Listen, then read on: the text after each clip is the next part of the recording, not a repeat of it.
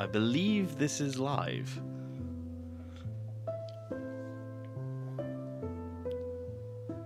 I guess we'll find out.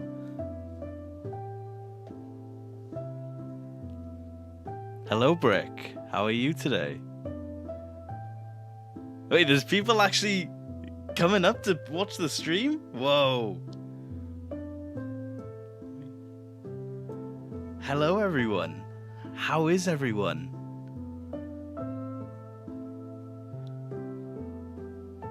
Can you guys hear me?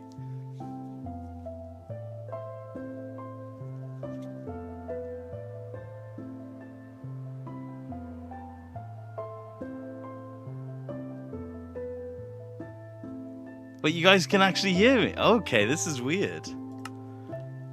So, I'm just turning this down because I want to be able to hear myself think. But yeah, I thought I would just randomly stream. I have a free night, basically. And obviously with Season 3, Part 2 coming out. Yeah, it is Hypno Scales. Yeah, well, I was actually speaking to Professor Plastic. And yeah, I was just like, I had a random ambition to stream, I guess. So I was like, Joe, what? I was like, it's been a while since I played Minecraft. And, you know, what better time than, to talk about Ninjago than now? So I thought I would see how everyone's doing. How is everyone doing today? Yeah, I am. Can you not see my screen? I've not watched the last 2 episodes of Part 2. Please, no spoilers. Okay, we'll do our best. We'll do our best. I'll try my best with spoilers. But yeah, I thought it would be a fun little thing to do. Essentially, I'll just call this the stream world. I'm good, thank you. This is the first time I've ever streamed. And this is like really weird. I was like half expecting no one to show up.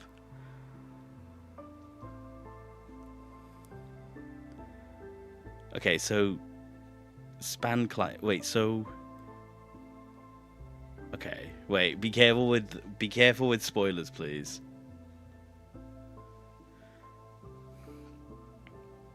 Oh, how would I rank the Dragon's Rising seasons? That is actually a really good question. See, I was going to do a video about this because it's a difficult one when it comes to all the different seasons. Do you want it in parts or as like the overall 3? Because I feel like that's 2 very different questions.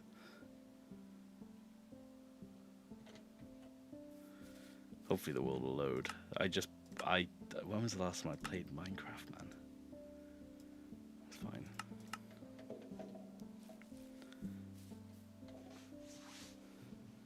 Overall, okay, so if it's between season 1, 2, and 3, as it stands, it would be between season 1, 2, and 3. It'll probably go at the minute. Season 2 is the best, then season 1, then season 3. But I like all of them the same. Can't believe Chokin showed up, stole all the Source Dragon icons, and ate a sandwich, achieving what Thunderfang failed by becoming a Source Dragon. Well, does anyone actually think all the Chokin, like the Serpentine? Do you reckon there's a chance that they could all turn up? That's my question. By the way, is the stream lagging at all? Just so I know. I don't know if the stream's lagging.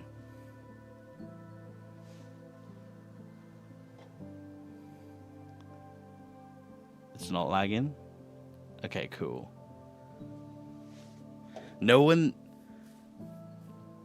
See, I've asked 2 questions now, so... Okay, no it isn't. Okay, thank you, Toby. So you guys don't think they will... Ooh, village.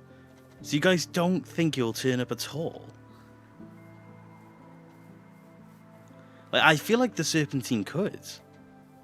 Like, I know they're focusing in on different factions now, like the Bone Warriors, for example, instead of the Skulkin, but it'd be cool if they did. This is weird, honestly. Streaming is so weird. Thank you everyone for showing up. Honestly, I wasn't. I honestly I kept saying about streaming, but I never have. And you guys are gonna see how bad I am at Minecraft, even though I've been playing it since like 2010, something like that. Maybe scale to Python. Yeah, probably. I feel like Python always has a habit of coming back in some way.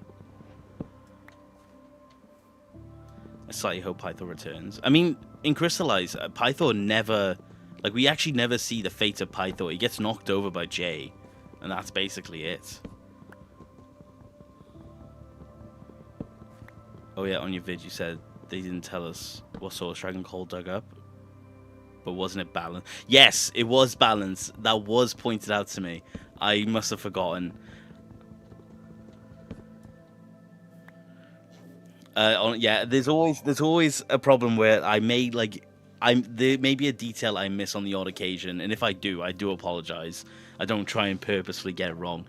Plastic, he's here. He's the reason. I think my exact words to him was Psy opens OBS. We've used the William Afton of Mini. Let's see. Ninjago Master, I have a question. How would you have handled Season 3 if you had control, especially the Forbidden 5? Thunderfang would have been hyped up much earlier. I feel like Thunderfang had to have shown up, had to have been, mentioned in some way before it actually happened. I feel like the Forbidden 5 needed more. All of them needed more screen time. All of them actually needed to use their elemental power. Rox never using her elemental power is honestly beyond me. And I think that's one of the biggest things for me of all. The fact that we never actually get to see half of the Forbidden 5's powers. And the thing is that they were built up to be this big threat. And they just simply don't. Plastic, I haven't got it set up, but if you do want to hop on the stream, let me know. Hello from Germany. Hello, Moro. How's Germany doing? I wouldn't know, but I would like to hear about it. Rox actually does try and use her power in episode 6 and sticks her feet to the ground. Yeah, but it's if that's the only instance where she even gets near to using her elemental power, it'd be nice if she got more. Hello from Finland. Hello. I don't know how people do streaming. I'm really trying to multitask here. And my mouse sensitivity's through the roof. Is mouse settings, let's see. I've got a new mouse. There we go, that should be better. Yeah, I feel like, honestly, if anything had to have been the case, it would simply have been the Forbidden 5 needed to actually do something. And whatever that something is, I don't know. But there's something so frustrating to me. Maybe just relax, don't overthink. I'm not overthinking it, Toby. It's just I want to make decent content, I know one guy said he hasn't seen the last 2 episodes, so I can still say this at the very least. There's the thing about Season 3 Part 2 when it comes to the Forbidden 5 is the fact that they bring the Forbidden 5 back and they don't even have any sort of speaking role in any way, shape, or form. And I think that's one of the biggest things. That's the problem. I can maybe hop on a little bit instead of sleeping. Alright. Yeah, sounds good, Plastic. Guys, keep asking Weaver about the reveal blades so we can see him crash out Plastic, you know how I feel about the reveal blades. I have half of a video already thought of when it comes to the reveal blades. Because I'm not claiming to be a writer at all. I'm not a writer. I don't consider myself anywhere near qualified in terms of writing. But I want to do a video where I talk about the reveal blades and then try and fix the reveal blades. Plastic saw my notes about the reveal blades specifically. And I think the exact quote is they were they all become generic. They just get put in a glorified microwave to become what they are. No further explanation is given. and they all have the power of that returning prismatic blade that Aaron has, which makes no sense whatsoever. And to be honest, the prismatic blades had issues to begin with. I mean, go watch Krusty's video about that, because it also has like so many problems, and I don't get it. I can hop on if you want to call me. Cool. Right, let me get you in. Let me put on some iron armor. See, this is going to be where it's interesting, because I'm going to have to see if it handles the fact that I'm going to try and get you in. Okay.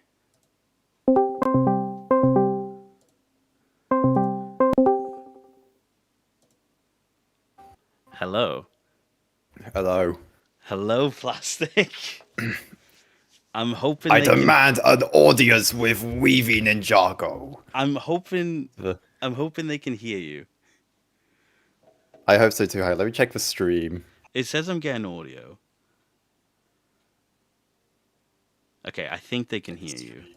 Yeah, okay. I heard my voice on the stream. We're good. Sound, right. Hello, Plastic. Hello. Quiz part 2. No! Mo achievement, mo problems. Plastic is bad for C's. You're getting slated by fandom. Okay, so... Aw, gee whiz, guys. Don't slate me like that. You are literally the reason, because I've said for ages that I've wanted to do a stream. And then, like, you got the idea back in my head, and now I'm like, okay, I'm just going to do it. My influence is boundless. But I know... I think you might be my clone. Hey, now, wait a minute. I never subscribed to this cloning meta. I found it funny. But I think you might be one of the clones. I might be. What did I say to you earlier? It's like we've never all been in the same room. Yeah, I mean, guys, if you think about it, why do you think Krusty was absent for most of the quiz? Oh, don't get me started on that. You guys, if you think about it, guys. Because Weavy's a clone. If there's one thing on my YouTube channel that I regret is Krusty's like part in that quiz. I truly do not get it. Like That is so unfortunate. Because I barely have. He's barely in that video, and I really wanted him in that video. Yeah, it is. It's so unfortunate, but I think it makes it even funnier that he won. That's what makes it so much worse. It's so funny. So in the order of when I filmed it, like I filmed with Ninja Cole, then you, Plastic, then Krusty, then Bendo, and when Krusty beat out the two of you, I was like, oh my god, I was like, he's winning, and he's barely in the video, and I was like, at least if Bendo wins, it will be not as bad. And then Bendo didn't beat Krusty, and I was like, oh, the winner doesn't even have a POV. That's just so unfortunate. It's the worst thing, man. But hey, that's done now. Season 3, part 2. You know. Yeah, it's good. I liked it. I know My favorite part was episode 17, where they get the reveal blades and then Cole fights Noct. Bro, don't it was please. peak.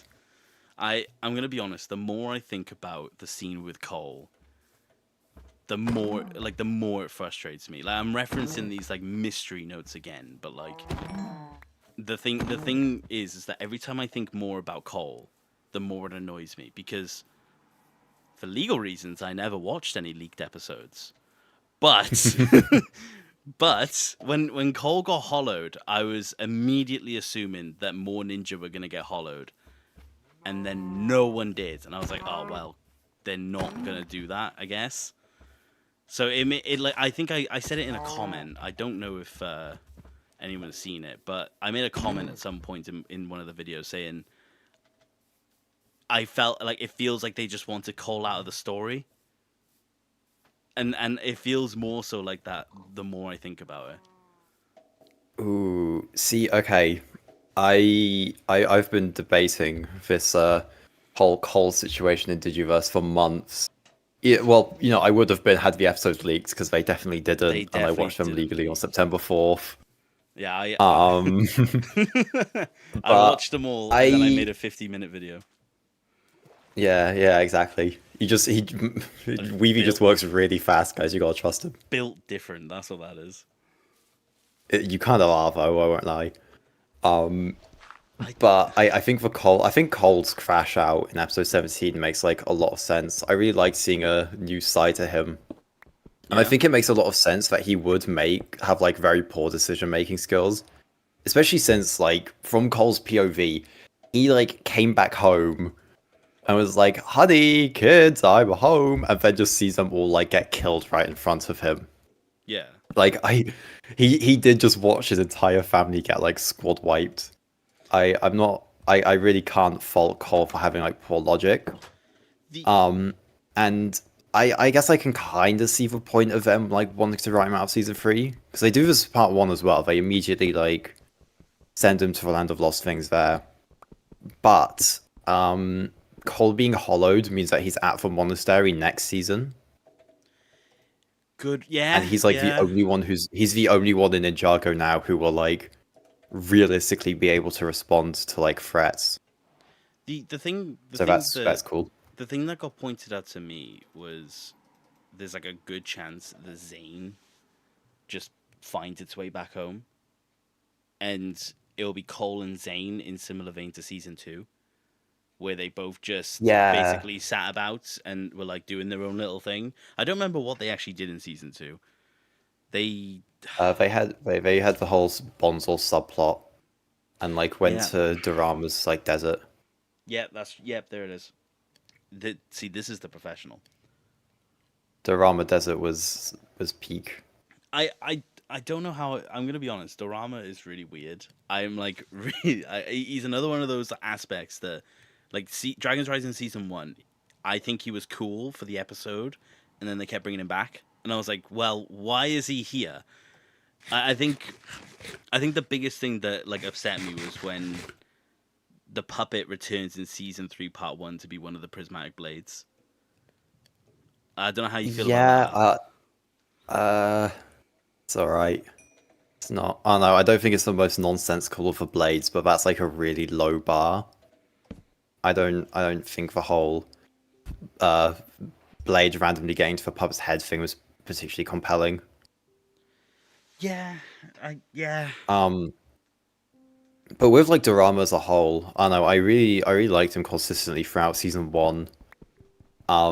And I think he does overstay his welcome a little bit there, but I don't think it's like too bad, especially since Raz is like gone and in prison in the second part where Dorama's like most relevant. So I'm okay with him being there. Yeah. And like the thing with his season 2 stuff is that him being in it completely makes sense when you consider that we just don't learn what happens to him at the end of season 1. Yeah. Like, say what you want about the Dorama Desert stuff. Like, I think it's probably like the worst part of season 2 part 1. But I would I do agree. think I think it's good that we see what happens to Dorama, and the same goes for Raptor in Shape of Motion. I really like that we got to see what happens to them, because we famously didn't with like the Council of the Crystal King. Yeah. Hello, cheesy.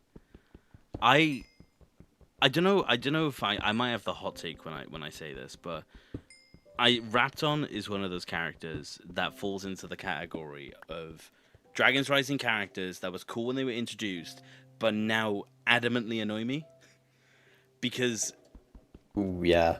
like, okay, I know there's someone in this chat who said they haven't seen the last 2 episodes, and I want to respect that, but Rapton does, turn up. I can say that without it being too much of a spoiler.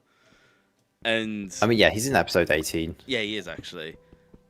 And I feel like I feel like his presence was just really strange. And I feel like, okay, Viljami, I think I got your name right. You just said it best. Rapton is kind of like Dareth.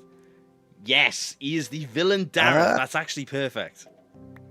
Nah, Raptor isn't like creepy and like weird towards women, so he clears. Yeah, but he's still just an annoying presence. See, after season 3 part 1, I would have agreed with you. Yeah. because I think he like kind of sucks there. But this might also just because I really like despise the Great Zane robbery and everything it stands for. What is your problem with that Um, episode? Zane, Oh, okay. Wait, so much Zane and Pixel. is it because he has a fake out death? Yeah, it's like the fake out death, and then he's also like, Zav, don't dance with birds, that's weird. And I really don't like his relationship with Pixel. They have like a really bad, like, overly codependent relationship that I really hate. And it's just like, there's a Great Zane robbery is literally like every Zane issue in one episode, and Rapton's like annoying me, so it's not great. I get it. I will say that because I do like distinctly remember the Zane like fake out death. Like he's getting like electrocuted, isn't he? Like he's electrocuted himself almost. And I Yeah. remember seeing that, and then like the music, the season 3 music kicking in, the rebooted one, and I do remember like hearing that and going, ah, there it is. But Yeah. I never considered it like overly bad. I don't know. I did because okay, so what you consider, right?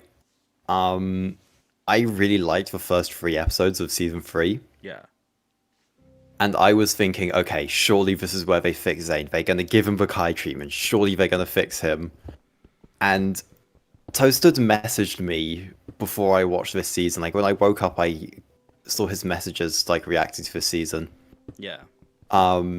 And they were along the lines of Zayn and like Dragons Rising as a whole is like bad, but in season 3 he is just straight up washed. And I thought, okay, Okay. surely there's still a Okay. chance. Okay. And then he says the bird line in episode 4, and I think that's the exact moment I was Yeah. like, oh no. Okay. That I is like that is my it's okay she's with us line for Dragons Rising. that line. It's so bad. Every time I think of that line where it's like it's okay she's with us, I always think about the video from Ninja Cole, where like the video is just titled "No, she isn't," and it's just like him talking about that scene specifically. I love that video so much. Hey, I although haven't guys, seen it, I'm gonna be honest. speaking of videos, Plastic just uploaded a banger of a video. If you Oh, wanna I like, thank you. if you wanna promo it right now, because it's so good. I It is so good. I love that video. thank you. For any viewers who are curious, I made a funny little J video over on my channel.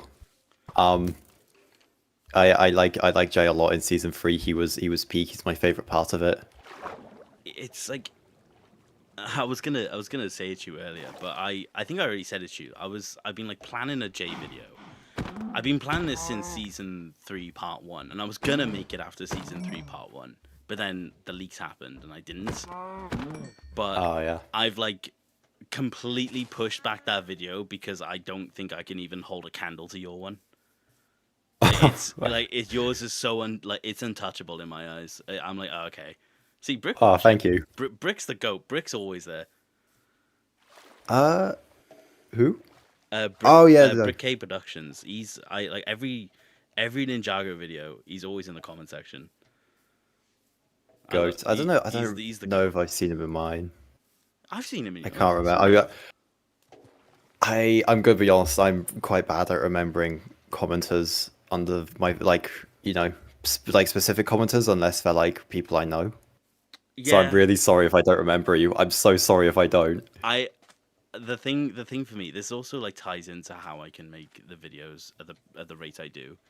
I have a very weird memory where I'm like so sharply like able to remember things.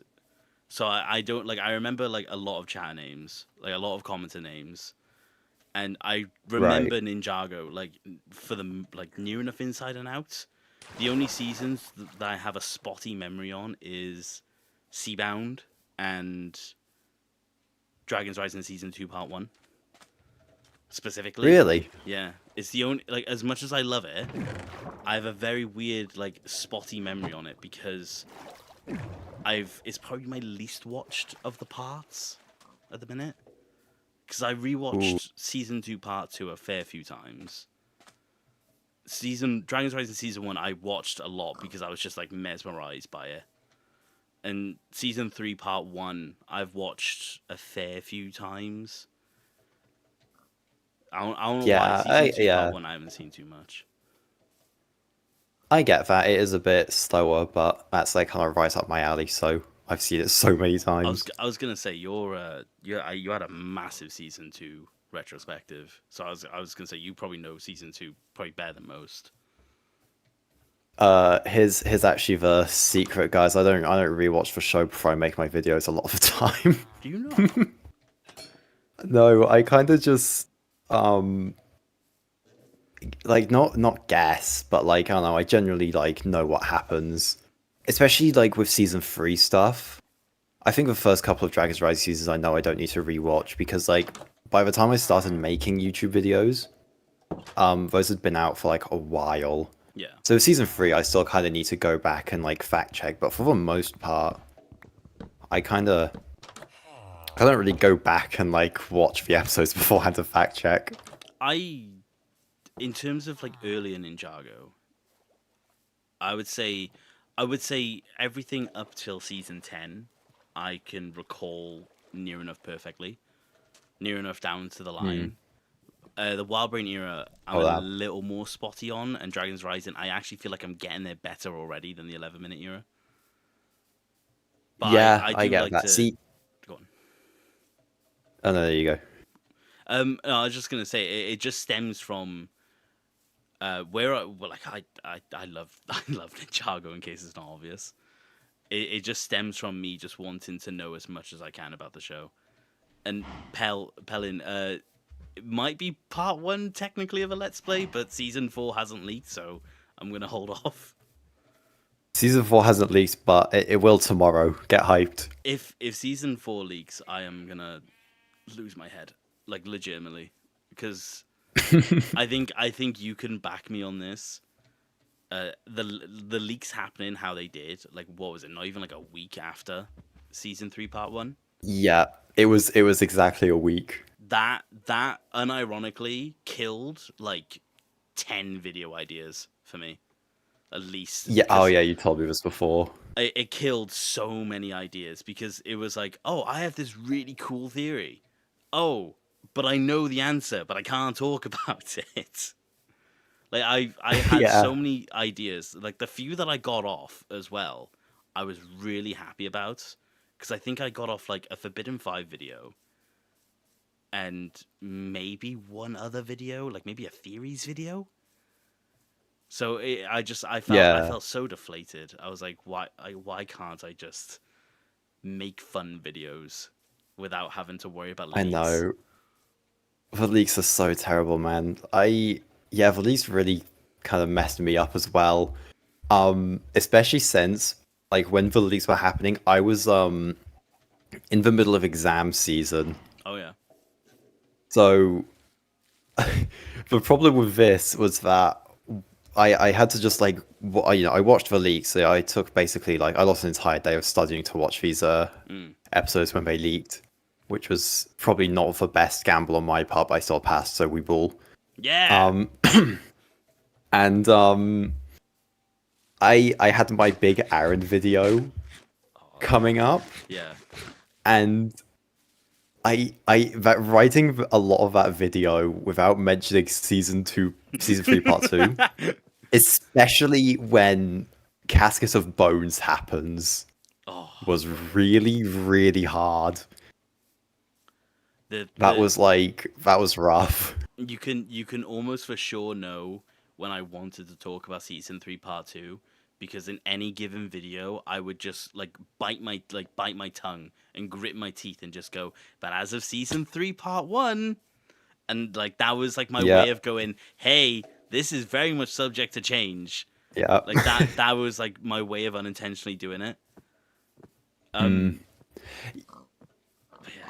Go on, sorry. Yeah, you could looking at my channel like after the leaks is really funny because I was able to get the Aaron video out and that one did like fantastically. I was gonna say, yeah, your videos. But it's a shame like yeah, they really do. It's like mental. And And yeah, the Aaron video did really well, but I'm still a bit miffed I wasn't able to talk about part 2 in that one. Yeah. And you can see how I immediately adapted because my next video was Zane, which I knew I was safe to talk about because he just like immediately leaves in part 2. Yeah, you can fairly safely talk about Zane at the minute, and Yeah. I'm very worried that's going to extend into part 4, season 4. Sorry. Oh, bliss. If Just he absolute bliss. if he's not in season 4, I'll be so upset. I've also lost that little base I made, which is fun. Oh, there it is. Hey. Hello, Mindblow. There's a good question in here. I want to know your opinion on. Someone said it was Dara said, "You think they will ever fix the leak issue?" No.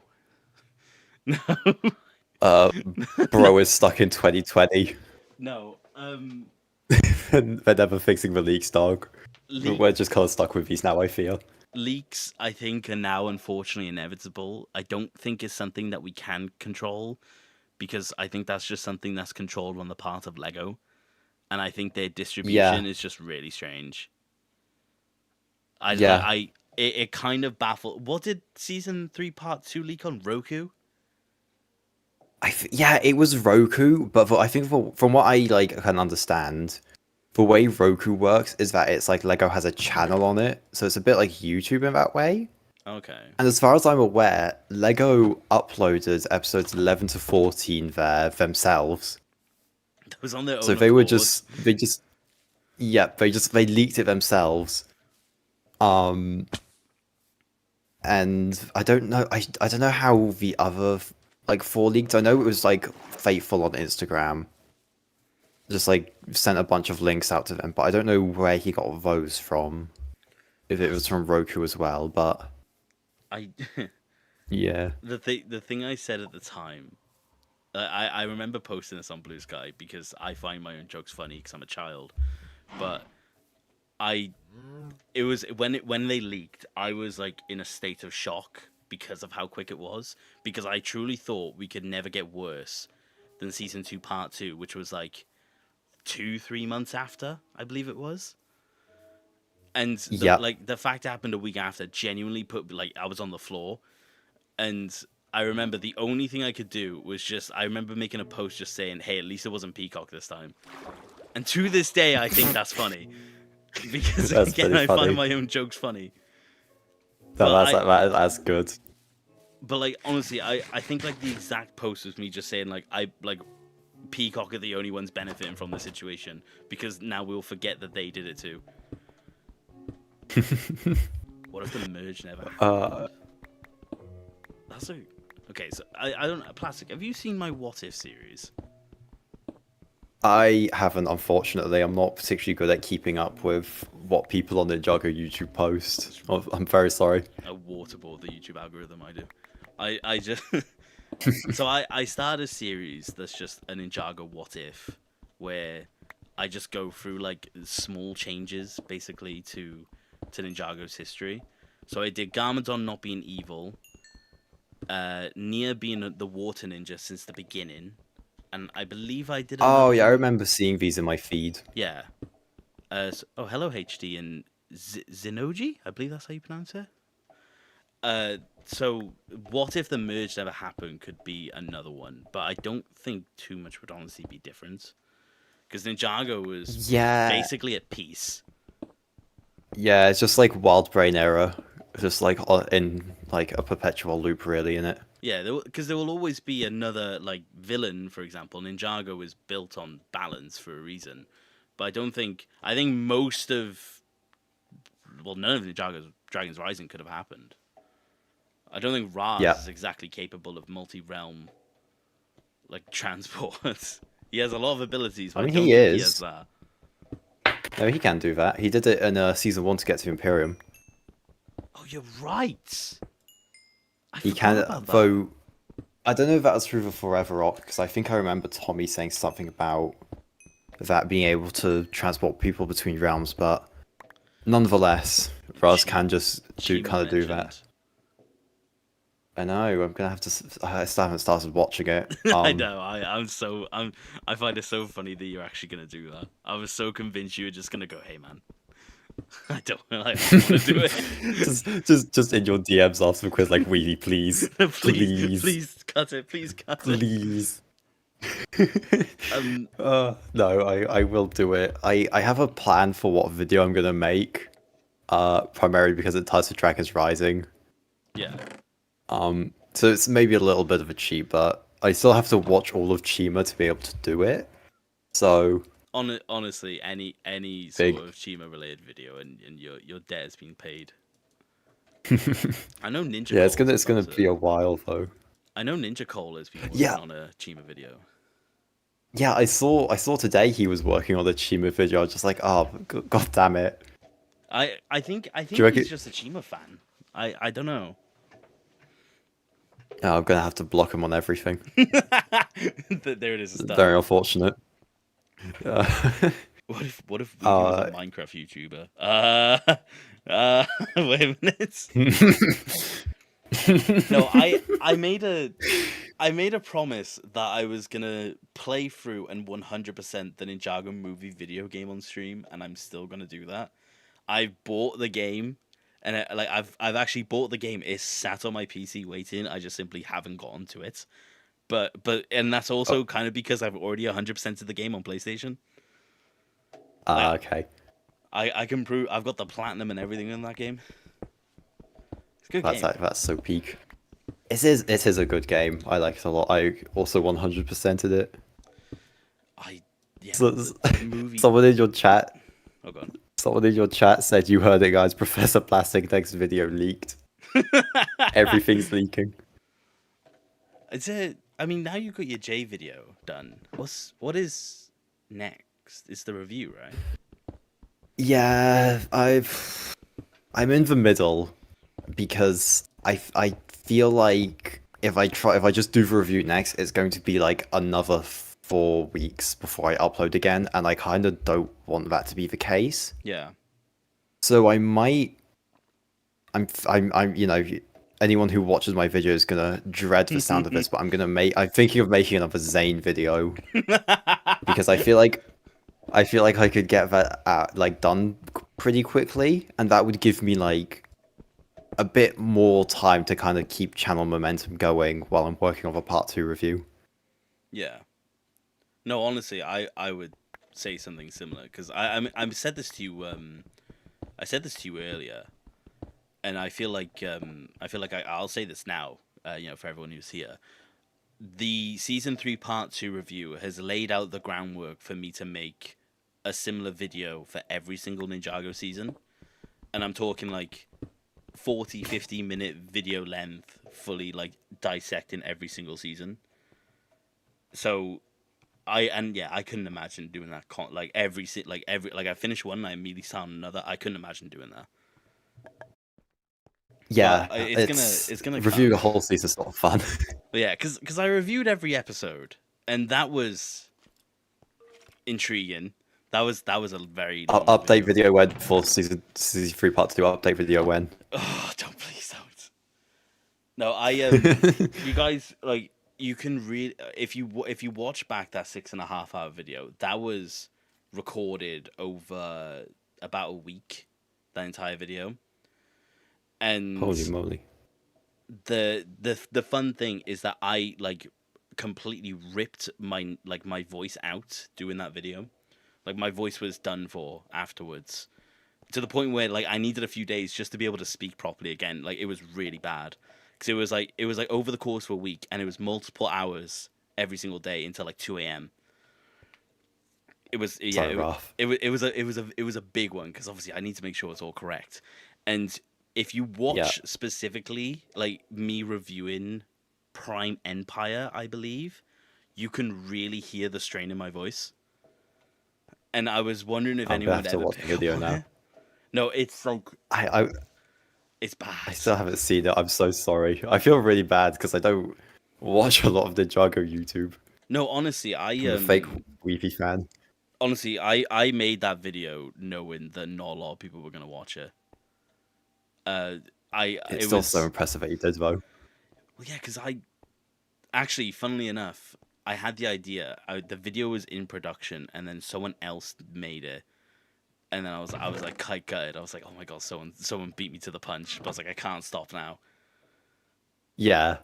I think what really blew my mind about you ranking every episode of a show is that then you then just had like another video out a few days later. I was just like, Jesus Christ, this guy does not stop.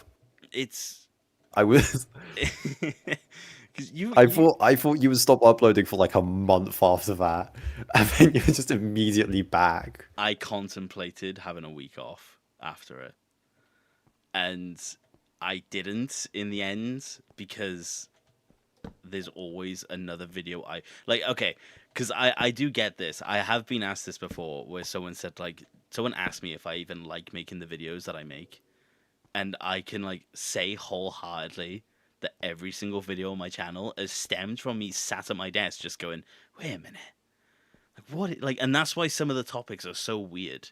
Like, because I believe there's like some videos where it's like the strangest topic, but it stems from me just sat there one day just going, that's a weird thought. That is um, actually the best way to go about it, though. uh, by Brick, Like I your agree. channel's really creative. No, there's the thing is as well is that it's just I just sit there and I just think of different ideas. Like I can I'm not joking. If I'm gonna quickly tab out. Wait a minute. I have a notes page on the side. Yeah, your voice did sound strange. Um, so I have a sticky note on my second monitor right now, and on there is all like the current ideas I have for videos. And well, I need to get rid of one of them because one of them is the review. But on there currently is 1, 2, 3, 4, 5, 6, 7, 8, 9, 10, 11, 12, 13, 14 videos that I want to make. Holy moly. And it's like there's like it's just where like a lot of that I will say a lot of that is season 3 part 2. Well, yeah, because it's like the most recent Ninjago thing. Like, Yeah, makes sense. but it's just quite literally just me sat there just going, that'll be a fun video. Like the one of the more recent ones that I made that I really liked was where I did the Tournament of the Sources, but without the rigging. So like Ooh, I took that out does sound like good. yeah, I took out like any instance of like a rigged fight, and I tried to like articulate the tournament in like the idea that it wasn't rigged by Blecht basically and Dareth, not Dareth. It's because Dareth's in the chat. Um, but it's not. But basically, it's not rigged by Raz. And spoiler for the video, my answer for the winner was Nia. And Yeah, because I because think Nocturnes have been eliminated so quickly. exactly, and Nia like definitively defeats Noct, like really defeats Noct, and that probably comes from the fact that she was upset about Jay. But it came Yeah, down like, well, oh, go on. if it wasn't rigged, she would have absolutely won that fight. Yo, yeah, because he like she like definitively like she grabs like the thing that would have won the fights, but it disappears from her hand. Yep. So it's like it's really weird because in reality she would have taken knocked out there and then what? Obviously that's the point of the Yeah. season, but you know, Fat more Iron Boys. Yeah, Let's go. realistically, like, yeah. Thinking about where she would have ended up, it's like There were pretty easy near sweep. there were some really difficult fights though in there because where like one fight has changed, a handful of fights have changed. Because Zayn would have still been in the tournament. I know you hate that, but like Zayn would have still Nah, been I in the think so. tournament. Cole would have still been in the tournament. Actually, it came down between Nia and Cole in the video, by the way, Plastic. Oh wow. Well, Because at least it was in the end zone. well, I think it comes down to the fact that Cole wouldn't have lost his fight to Frack. Yep. Because the Cole fight is like specific, like it was specifically tailored to Frack's abilities and not Cole's, which is rigged. So. You know. Yeah. Funny Blacked, the most obvious rigging of all time. What do you think about Blecht in season 3, part 2? He's alright. He's kind of there. I don't know, I think they kind of give him like an interesting conflict where he has to choose between like helping the ninja who are going against the Source Dragons or like being Dying. complicit with Thunderfang killing all the Source Dragons. Yeah. Like I think that's like a pretty interesting place to take him, but they don't do much with him. Like realistically, I'm clutching at straws and he's just kind of there to lord dump about the Arc Dragon, which is fine, but like it's not all too interesting. I like the fact that it's very clear that Blecht does respect the Source Dragons at the very least.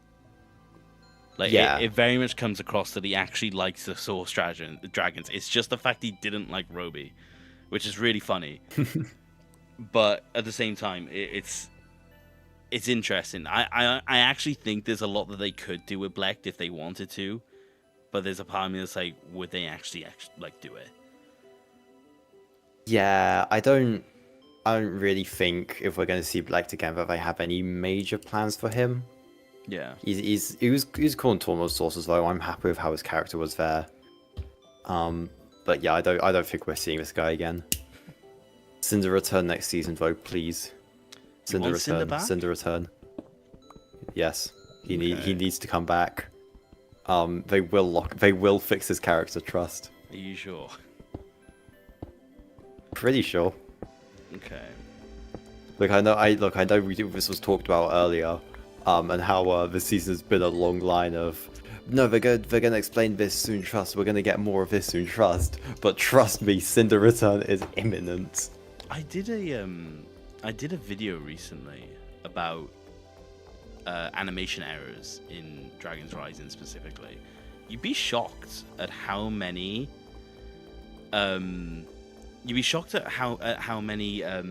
Cinder animation errors there are. He's got Yeah, a no, lot. I do know there's a lot with him. He's a funny little guy. Saturn Comics. Why are you ignoring? Have I? Sorry, fandom. What do you think would have changed about the show if Lloyd ended up at the Realm of Madness and Jay at the Monastery, so they swapped places? I don't. So that would imply Lloyd lost his memories, I'm guessing.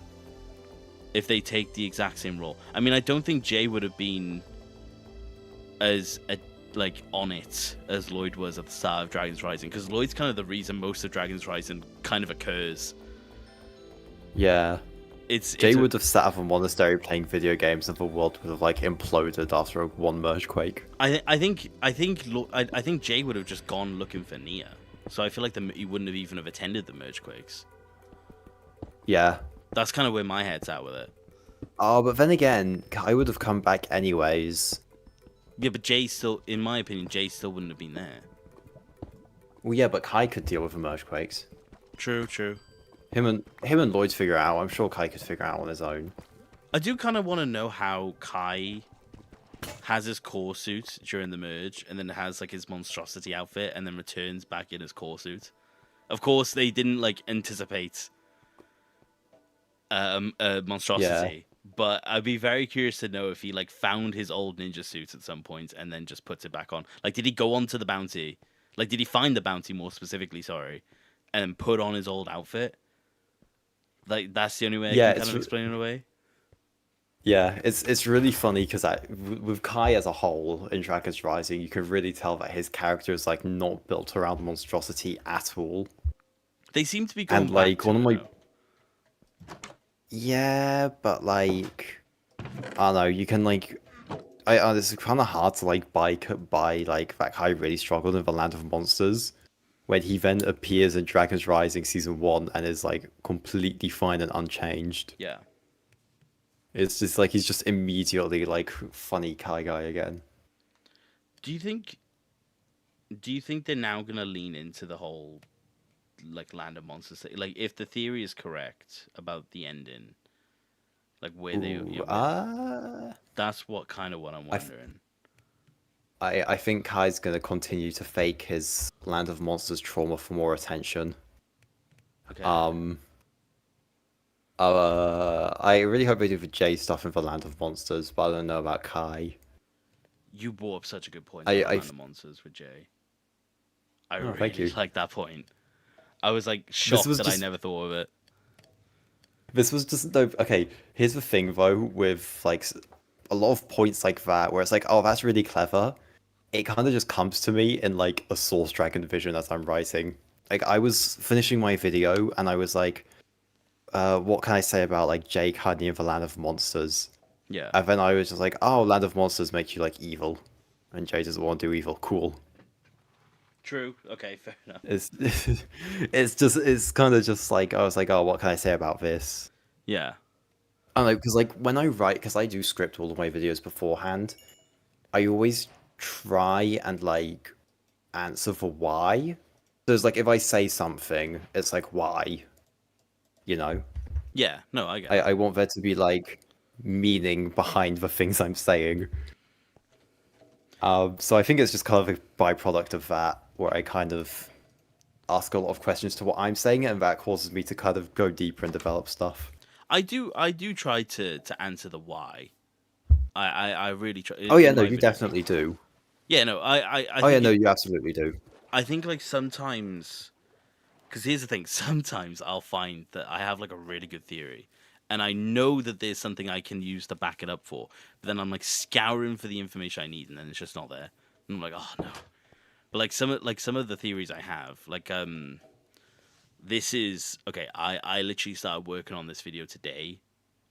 Um, I'm making a video about the administrator because Oh, I have I have some bad news for you. I have an idea about the administrator, but I need some time to bake it basically, and that's the thing.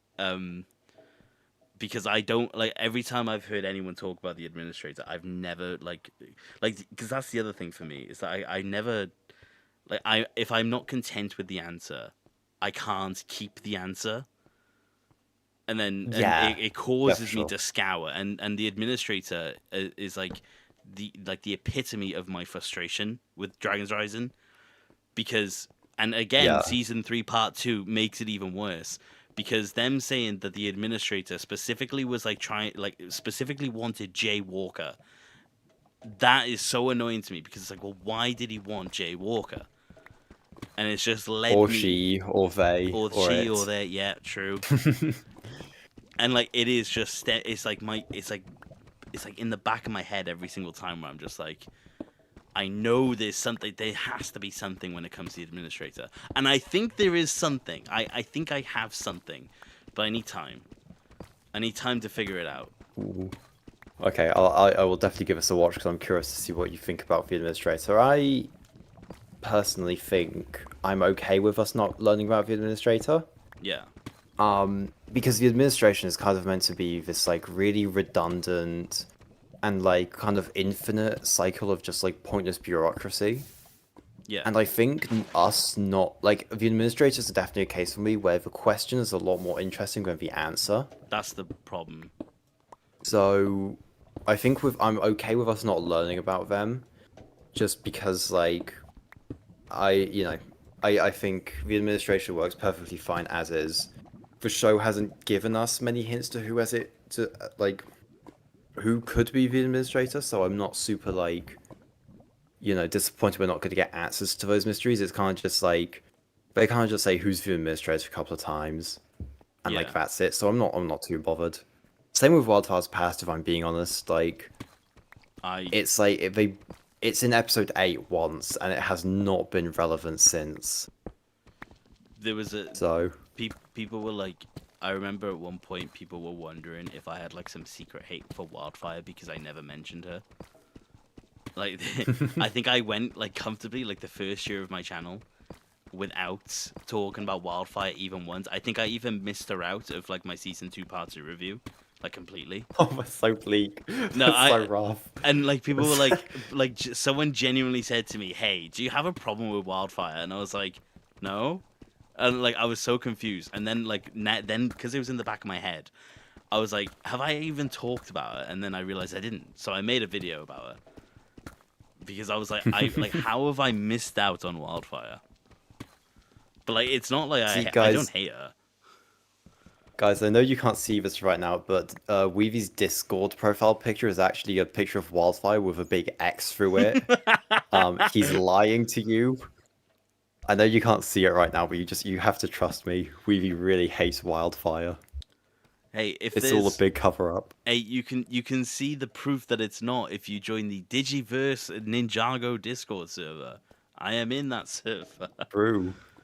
That's It's like true, though joining Digiverse like reduces brain cells.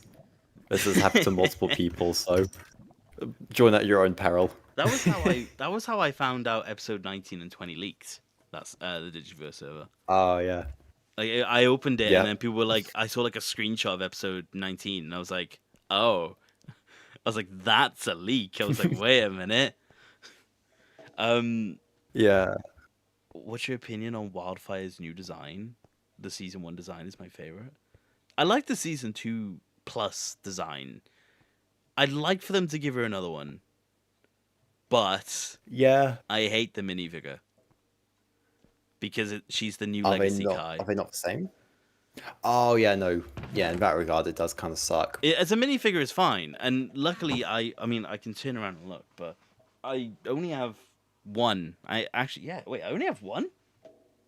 Oh, okay. I only have one Wildfire, and I'll take that and run because if I had like 20 of her, I'd probably jump off a bridge. But same thing for Legacy Kai. Weird fact, I only have one Legacy Kai. Yeah, I only have like 2 Legacy Kais. I feel And one of bad them's for from the like the weird Season 11 Battle Pack. I feel bad for all the people who have like 20 of them. I couldn't deal with it. I really couldn't. But that's Yeah. because I'm you know this, Plastic. I'm a minifigure collector over a set collector. I have sets, Yeah. but I have all the minifigures. Yeah. I don't remember who asked it. Someone did ask how many Dragons Rising sets I have. I can count that. I have this above me. I have the Source Dragon Emotion. I have Cole's Titan Mech. I have Thunderfang. I have. Am I trying to turn around? The Zane car from the first season of Dragons. Do you know that car set that came with Oh him my and god, Cole? that set is so peak. It's I love cool. that set Yeah. so much. I have the Hound set, like that £15 one that came with season 1 Jay and Lloyd. Dragon's Rise Season 1 had so many banger sets. Yeah, no, it did. But I haven't bought I haven't bought a bounty since Movie Bounty because there's yet to be a bounty that tops it. You're gonna lose your mind when you hear about the new bounty this year. But okay, yeah, similar to Reveal Blades. If you get me started on the Temple Bounty, I will like go on a 20-minute rounds. It's one of the worst bounties. Why do people like the Temple Bounty? It's so cool, dude. It's So not. cool and unique. It clears your weak and contemptible movie bounty. It's like it's not the worst. What's the worst? Okay, really hot take. The 2012 one's the worst one, but it's because it's the first one. The Legacy Well, Bounty. yeah, but like, The Legacy Bounty is like all that's like, those problems fixed. yeah. Um, I mean, also like the first one's like a $60 set in 2012. Like that's True. not. I think that's not too insane of a take. It's like the Weeby just has so much hate in his heart. I don't. I promise. I have really weird hills I die on. Do I buy the Ninjago magazines? I do actually, because the minifigures are they're like okay. If you live in a country with the Ninjago magazines, it's like one of the best way to get Ninjago minifigures without fail. Like you could like The only go on. the only magazine I bought recently was the Evil J one because I wanted a second of him. It's like the best way to get it. It's just true. The like fun fact all the climate ninja were really expensive until the magazines came out. Like the magazines is what made all of the climate ninja affordable because all of them came out in a magazine. Yeah, the magazines are so insanely good for putting every climber ninja in the magazines and then just like never doing anything that goes it again. It was when the season 3 part 1 sets came out. Like Moro was in a £35 set, which is fine. Like that's a very like respectable price. And the set he came in, actually, I have that set as well. I have that set. That set set had kind like of sucks. you don't like it. Yeah, no, it's not. It's not very good. It's not a good village. It has a great minifigure selection. It does, but like the builds kind of sucks. Like mine's alright because I've connected the like shrines from Archdragon or Thunderfang onto it. Oh yeah. I've just like bolted those onto the side and then like extended the village out. But without those, it's like really barren and a bit I'm lame. with Thunderfang. I'm really shocked they didn't release a second one with him in his like spectral form. You're gonna love Lloyd Mech Jet. I haven't. I haven't Oh, gotten it. I think if there's one season 3 part 2 set you should get is that one because it's so good. Okay, yeah, that's the that's one thing. I haven't got any season 3 part 2 set nor minifigure, and that like really annoys me. Actually the thing that put me off getting them was actually Krusty, not because he told me not to get him or anything like that. It's because he pointed out that, or was it you, Plastic? You're the same person. Is it the Spectral Zane thing? Yeah. Was it you? Yeah, this is me. Oh, yeah, This you was such did a it good then. one from me. No, because I remember one of you pointed out, and then I pointed out to the other person. Yeah, Spectral Zane has no crease marks on his minifigure, and you pointed out to me, and Yeah. I haven't been able to get myself to buy them. Yep. Guys, if you don't know what I'm talking about, if you look at like Spectral Zane in the minifigure lineup next to Cole, you'll see Cole has like grey lines across his suit that kind of like show creases in the fabric. Zane has none of those. He is blank. If there is not like suit detail, there is nothing. It's so weird. He's the only Spectral suit that has this, and he's also the only non-canon one. So probably why they just Why? put a little bit less effort into Zane. I was gonna say, why is it not canon? Like, I know obviously, haha, he leaves the season, but like, I think it's just a case of like asset reuse because they had Storm Zane for the intro, yeah. and they might as well use that model if they're not going to have Big Zane for season 3 part 1, if season 3 part 2 if he's not going to be in it all that much. I mean, what Like, if, there's no point making an entire new Spectral Zane. I mean, they barely use Storm Zane in season 3 part 1. Like, Well, yeah, but like they had, I imagine what they did is they modeled, because like the thing is you can't really have Spectral Zane in part 1. yeah. Because that's like a bit of a spoiler. So they just like had Storm Zane in part 1, used him for part 2, and then wrote him out of the show. Yeah. So Spectral Zane is no longer canon, so I will be burning this putrid minifigure that I own. Hey, so you can always send it to me. No. Um, No. I will get to it. Like, I mean, you're the only one who has actually seen my minifigure display, and I will show it It's off so one cool. day. It's just I sent it to you specifically. But I didn't send you like the part of it that had like the rest of the Dragon's Rising minifigures on it. And I can tell you, like in terms of like the Storm Ninja, I'm missing one still, and it's still really annoying me. I'm missing Storm Kai. I have all the other Storm Ninja. Oh, I have everyone else, and he's the only he's one tricky I to haven't get. Doesn't he come in a magazine though? got. I believe he did. No, he came. Okay, the torso and the legs came in a magazine, but the mask is wrong. Oh, yeah, it's a really terrible. Okay, I mean, I don't know. I kind of was gonna say you could surely just get a set with him in it, but like, he's in like the really terrible Kai, jet mech set, and the Yark I'll Dragon of just get him on Focus, Brick which Link. is expensive. Yeah, I think that's the best move. Because I know the Storm Kai with the correct mask. He has a variant without his shoulder pad and one with. The one that came without is in the 4+ set, which I'm not getting. And then Yeah. the shoulder pad one came out in something. So I'm probably just I can get the non-shoulder pad one because I have spares of the gunmetal shoulder pad. Right, yeah. Yeah, because the Drig's armor is really weird.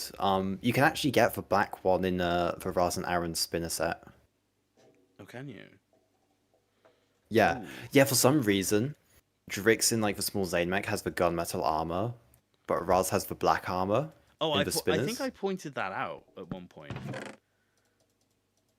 I don't know. Yeah, I you don't might have. It's really strange. because I know I mean I made a video called like collecting Ninjago minifigures is an absolute nightmare. I rewatched that video the other day and I was like I actually really liked that video. And it's like yeah, I remember seeing that because like I've been like collecting all the Forbidden 5 minifigures and it's so annoying because I don't even know which version of Drix is actually the accurate Drix. I think it's the one It's with the the black. black shoulder armor. Yeah, that's what I was Yeah, afraid of. it's in show. His shoulder pads are like noticeably back and not gunmetal. So Hello, you dog. got to get the Arc Dragon. Oh, I don't want the Arc Dragon, man. Okay, Arc Dragon is kind of sick though. I bought it and it's pretty cool. I think it kind of, it almost stems from the fact that, like, okay, the thing with modern Ninjago sets. So fun fact, I own every single Ninjago set that released between Tournament of Elements and Hunted. Oh damn. I own every single Oh one. damn. Um, oh no, actually, I'm missing a couple of the movie sets if we're counting that. But Uh, we won't for show, but yeah, I'm I missing like guess any it's of like Ninjago. the Wave 2 movie sets. Like the volcano set I didn't get. I didn't get Cole's mech, which I'm kind of gutted about because in retrospect that's a really cool looking set. It is. But the Yeah, thing is that Cosmec's so sick. but I own all of like season 4, 5, 6, 7, 8 and 9. And Okay. technically I own every set that's actually related to season 10. Because I do have the monastery and I bought the Oni battle pack. Yeah. So I don't know if you want to class that as season 10s, but yeah. But like I'm missing some Yeah, of. yeah, it's like season 10. Okay, wait, real talk. This is such a side note. Do you have a Ninjago set you regret not getting? Like a set I really want to get. Yeah. Or Ooh, like I've got a like lot. one that you had like the chance of getting and you never did. Because I have one and it really annoys me. Okay. Okay. This is going to be an absolutely insane pick, but I need you guys to bear with me. Oh God. Cole's dirt bike from 2019. I Really, the really season wish 11 one. yeah, I really wish I'd gotten that because I have every single season 11 set. Like I have literally like all the sets, all the spinners. I have like the weird Clutch Powers battle pack. I have everything except for that one set, and it really bugs me because it was $20 and it would have been so easy, but I just never got around to it. Really? Okay, Yeah, that's one I really regret not getting. similar vein and the same year, but not the same set for me. Okay. Oh, can I make a guess? Go on. I am going to guess it is. Oh, I Hello, see. I'm Wizards. thinking of it similar vein. It's oh god, I'm back of a quiz. Um, I'm guessing it's gonna be like for Zane and Kai double vehicle pack. That's my guess. From Locking it Legacy. in. Yeah. Okay, you are really close. Ooh. You are really, really close. Do you want the answer? Oh god, I'm actually just yeah. I'm just back of a quiz. It's the okay, you're gonna have again in similar vein, you're gonna have to hear me out. Hello Cosmo. The set that for me was the Coal Earth Driller from Legacy. Not Oh, that's so the valid though. but it's not because of the Earth Driller build itself. Goodbye, Toby. Have a lovely night. I regret not getting that set because of the Giant Stone Warrior. I really want the Giant Stone Warrior. That's so valid. The thing I regret not getting that thing so much because I have a budding Stone Army collection. Like the thing for minifigures that I like haven't got many of is armies. And I want to build some armies. But the thing that Yeah. I've been like trying, like the thing that I want for my Stone Army like display is going to be the giant one, and there's not really a good way of getting it without buying just straight up the set. But the problem is that the set is now getting a little more expensive. Yeah. I mean, you could probably bricklink All the pieces. the parts. I don't think it would be too hard. I think I will get it because I class it almost as a minifigure because, like I said, I want all the minifigure variants. But yeah, Yeah. it's one of those ones that is gonna suck. But I know if I actually want to go out my way to get it, it will be fine. But it's like it's one of those ones where you think about it and then you go, oh, I need to get that thing. Yeah. Yeah, I get that. No, that's so valid. I wish certain things were just much easier to get. I honestly thought bricks and pieces on Lego's website. Oh yeah. I thought that was gonna be like the key to so many things, and they were initially. Like it made like the Golden Legacy Woo so affordable, and then like they Oh, haven't yeah. really updated it since. Yeah. I bought funny so guys, many those Lego Ninjago people. minifigures through that website. I mean, have you, say hypothetically, not saying you should do this, just, I've heard from a friend of a friend, that a good way to get free Ninjago figures from Lego is if you order replacement parts. Just in very sparse quantities. I that's a method. So we've heard. Personally, Yeah, friends of a friend. Personally I don't advise speaking, it, though. Don't do wouldn't- this. Yeah, I wouldn't advise it to anyone to do that. Because I know, some people do it, but like I'll just do it like myself. Hey, if someone from Lego is somehow watching, send me free stuff. I will review it. I will review all of it. You probably could actually apply to be a LAN member.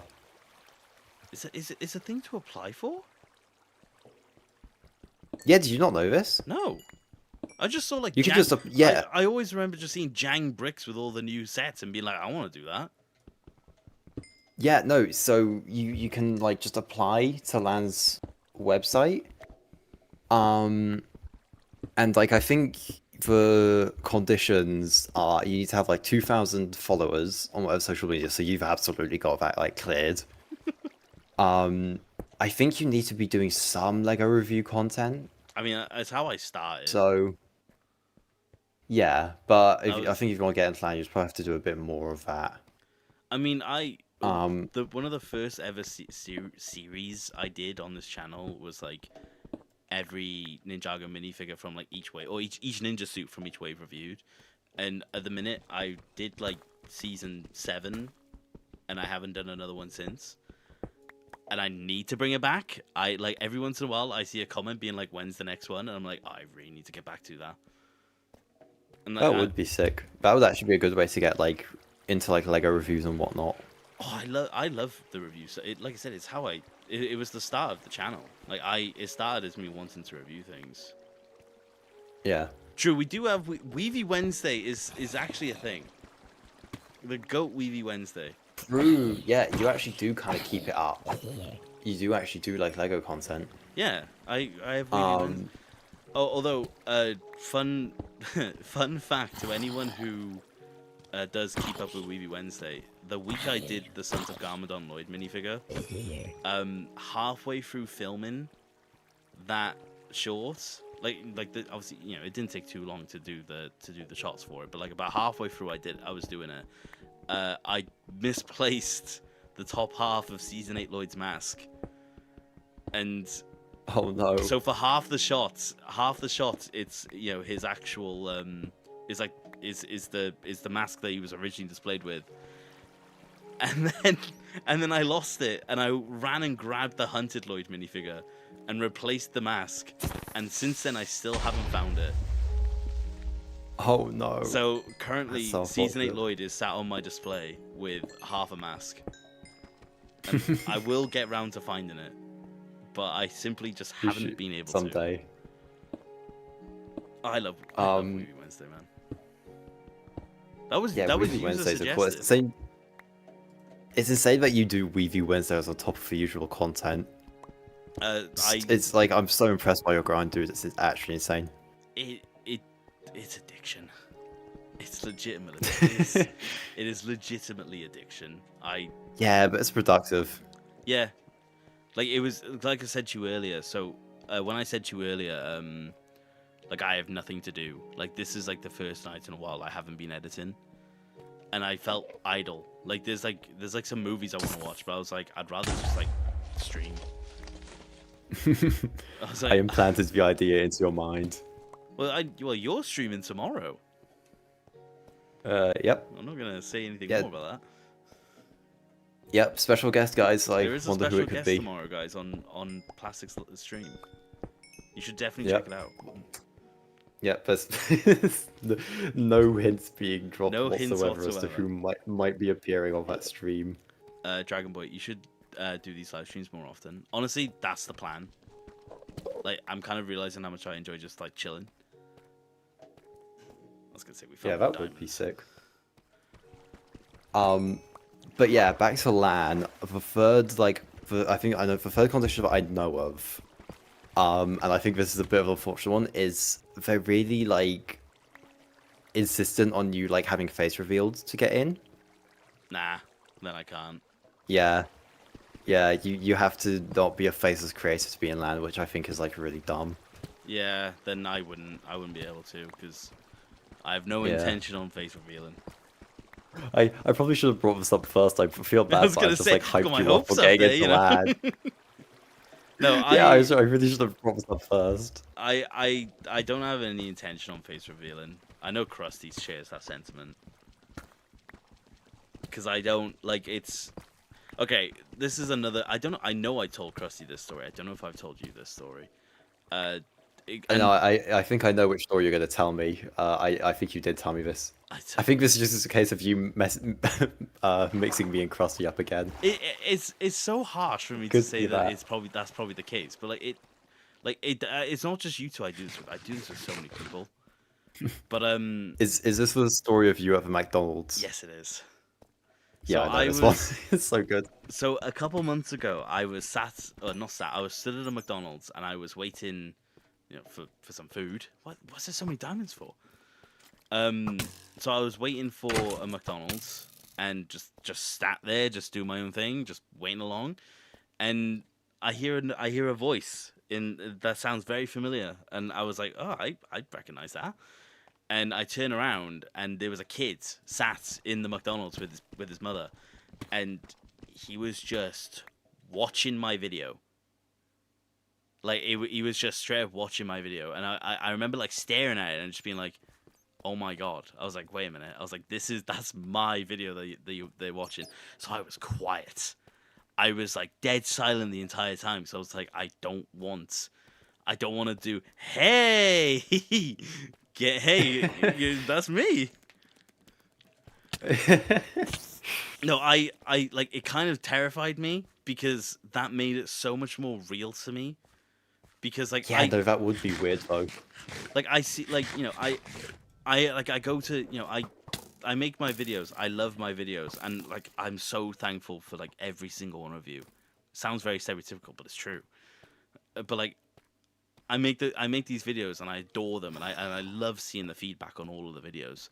And I don't know why, just seeing the video out in public was just it was like, oh, like it was like really realizing to me, and I was like, that's someone watching my video. I was like, wait a minute. Yeah, no, that's mental. I can't believe that. I genuinely. But remember. Go on. Sorry, you go. No, I was just gonna say, like, 'cause I remember that's a lot of redstone. I remember asking Krusty. I remember saying to him, I was like, "Have you ever seen like your videos being watched in public?" And he was like, "No." And I was like, "What are the odds? Like, there has to be like such a low odds of that actually happening." He was like, and he was saying, you agreed with me, but like it was like this moment where I was just like, "Oh," I was like, "Dad," I was like, "My videos are like being watched," you know, and that's such a weird way of putting it, but like you never realize it until you see it. Yeah, no, that's I'm gonna die. mental. Oh, no. But remember, guys, this means that if you watch Weavy videos in a McDonald's, you will probably manifest him into your I was life. gonna say there was, yeah. Like there was just a moment of just, it was sobering. Like I was just like, oh, I was like, this person is watching my video, you know? Yeah, oh god, that's so like weird though. That is like just insane odds. Yeah. Although someone asked what my McDonald's order is, and that is the real Hypnos scales. That's the real question. What's your order? At the minute or just in general? Okay, actually, Just in general. I haven't had a McDonald's in about 6 months. That gives you more of a time frame on when it happened. It was one of the last times I was in a McDonald's. Right. Okay. You've not been back since. Yeah, no. Traumatizing experience. Dragon Boy. Which video did you watch? It was one of the theory videos, like one of the commented theory videos where you guys like say about your your theories on the show. My chicken nuggets. It's like chicken nuggets is the order, man. It's so good. I had a chicken burger phase. Ooh, that's a pretty good order. What's yours? What's yours? I don't order from McDonald's. Really? Yeah, I worked there over summer. That kind of doesn't put you off per se, but like, doesn't like incentivize me to eat there. You know. True. I prefer KFC myself. KFC is good. Okay. I think it's the fuss. I didn't have KFC for like 10 years, and I started having it again. Like I had it again like 6 months ago. It was better than I remembered. Yeah, KFC's so good. I love it. Someone said, "Do not watch Weavy at McDonald's at 3 a.m. You'll summon evil Weavy. He loves wildfire." I'm gonna die. No. Weavy, you know how my profile picture on Blue Sky is just like the Zane with a cross through it. You need to do that with wildfire on Blue Sky. I don't Join the hate cult. wildfire. It would be really funny though. Wildfire. Join the cult. Wildfire has so much potential that I guarantee will never be realized.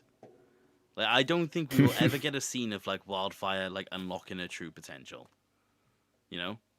Probably not. Or if it is, it's like final season. Yeah. It's just... I remember like when you updated your profile picture and like I stared at it and I was just like, what's he done? I was like, what's he been doing? Oh, one of my friends, Mono, changed his profile picture to be like a similar image of Kai with a big X through it. Yeah. And I was really like, yes, it's catching on. I got really excited. Again, I keep saying I'm gonna die and then I don't. Evil Weavy needs to make a cameo in another stream. The thing is that I just like if I have an opinion about the show, I don't mind. I will say the opinion. Like I know I know I have some hot takes when it comes to Ninjago. Like that's the spawn of the hot takes videos in and of themselves. Because I was like, I have hot takes. You know, I have hot takes, and I wonder if anyone else does. But like I stand by them for the most part. Hey, Weavy, have you? Yeah, realized... I think you should. I don't have them like off the top of my head. But if you were like, hey, what's your opinion on this? And if I have a hot take, I'll be like, yeah, I don't really like it, you know. Like one that comes to mind is obviously the fact that I like Crystallize more than most. Oh yeah. Like unfortunate. I defended Crystallize. Hope you get better soon. Krusty. I hope you get better soon. It's not as bad Praying as for a people swift say it is. Praying for a swift recovery. Hey man, it's a good season. Good is. I don't know. I don't know. I mean, you know, I'm not gonna act like I've got some super profound takes on Crystallize. Like it's bad. Everyone knows why it's bad. If you don't and you disagree, that's fine. I acknowledge. Yeah, I think. But it's not. I don't know. It's not terrible. Yeah. Yeah, I'm gonna be yeah. Crystallize is kind of one of those seasons where like I'm probably never gonna really talk about it in depth on the channel because like what else is there to say? Like anything I have to say about that season would essentially just be something that someone else has said because Okay. like when I was like I think when Crystallized was kind of coming out was when I kind of started to think a bit more about the media I was watching, but like not like it was kind of like a stepping stone. It was kind of like the first time I was really trying to think about media, primarily because I was trying to like cope myself into thinking that the season was actually really good. Yeah. Um, and then I think it was kind of when Dragons Rising season 2 dropped, and I also just like joined the Digiverse because like fun fact, anyone who might not know, that was not initially my server. It was it's Krusty's server that I joined and he then gave to me. You're the same person. Yeah, something Something clone something data clone. transfer. um but yeah, no, it's kind of like only really like recently I've kind of started to like think in depth about media. I've always had a relatively in-depth like thing about me like movies specifically. I have fun fact, I have qualifications in film. Um Really? yeah, nothing overly Oh, that's special. so sick. I took a film course basically is the best way to put it. Um and it definitely helps me like be a lot more appreciative of film itself. And it's part of the reason why I'm as critical as I am because I'm not like one of those people who are like, yeah, but have you ever seen Citizen Kane? But at the same time, I'm like, hey, I just like it's there. I appreciate it. That's about it. You know, like I'm very Yeah. laid back. Like I know people who are into film that are very passionate about film, but that's kind of about it. But that it's the reason why I am so like strong. Like I have such a strong opinion because if I don't like something, I don't like something. But like Yeah, that's valid. I can say with a degree of confidence that like Ninjago for the most part doesn't have a season that I'm like so adamantly against that I have to rant about it. It's just for the most part the case of like, hey, this is existing and this is okay, but like at most it'll just be Yeah, like, no, I get that. I don't really care. But That's fair. Yeah. it just fascinates me. It really does. Can someone drop a link for the Discord server or is it members only? Do you have a link for For the Digiverse, Digiverse? well, if you watch my video, I'm kidding. I'll send a link into the chat. Hopefully it works. I think so. And like, I'm wondering if it works. I don't know how. I'm not 100% sure it'll work. Bendo, hello. Oh my god, Bendo The Bricks. Bendo Bricks. How are you, man? Oh, this is. Oh, I was not expecting Bendo. Actual jump scare. Yeah, don't ask for Bendo at 3 a.m. Greetings, Hey, Plastic's here as well. Famous person in chat as well. I'm good, Bendo. I was just discussing, well, talking about Ninjago. Isn't that what I named the stream? I don't remember. Yep, talking about the Ninjago. Bendo, you guys Check. should do a crossover. Well, Saturn, if you watch the quiz, uh, no, but I would love. I mean, I think I told Bendo this at the time. I told everyone who was involved with the quiz at the time. Like, I would love to do more with everyone. Like everyone, like I would Yeah, love to do something quiz with was all so of them. sick. Okay, Yeah, the an quiz was so awesome. exclusive that I think I mentioned again, like to Plastic. There's a spiritual successor to the quiz that I have an idea on. Like it's nowhere near fruition. Remember, the quiz took me like 3 months, but there's like something I have as an idea for like a successor to the quiz that isn't just another quiz, because I do want to do another one. But there is an idea, and I know Bendo doesn't know that. I think, like I said, did I tell you, Plastic? I don't think you told me what it was either. I think you just said you had an idea. Yeah, it hasn't passed the and idea that's about it. phase. Yeah. But there But is an whatever it idea is, that if I you think want is me really on, cool. I'd be super happy to join. Oh no, honestly, like the spiritual successor, I would probably ask everyone who was in on the quiz. That'd Like be so sick. I The quiz was so fun. it was You cooked so hard with that. it's possibly my favorite video. Like for no other I'm reason not. than I'm not just making any. I'm not making any bets in that one though. I've learnt yeah, I my was gonna lesson. say I flew too close to the sun. the I actually well to be fair, funnily enough, if anyone's curious, the quiz took me like 3 months, but most of it was edited in a week. Like in Yeah, 1 you just week. like locked in for a week, didn't you? Yeah, I locked it. There was one day where I spent 9 hours editing. Oh my god. That was a long day. That's But yeah, that's insane because about my maximum for editing is like 2 hours. nah, I Like sometimes I can get 4 if I'm like really productive. But there was a day where I started editing at 12 in the afternoon and I finished at 9 in the night. oh my god. Did you take any breaks in between or was it just like straight editing? I took half hour to make food. Oh my god. That's the only break I took. Bendo, Oh my I'm God. curious about the general consensus on season 3 now that part 2 is out. On an overall, do you want to know, Bendo? I'm not gonna make you sit through a 50-minute video. I'm not gonna do that to you. To be fair, that's only part 2. Yeah, you locked in like crazy for that video. It's because I had a date in mind and I started revealing the creators that were involved, and I was like, I need to get it now out for that day. There was not like I was told by a family member of mine who knew what I was doing. Like they knew that I was just editing the whole basically like for like the whole week.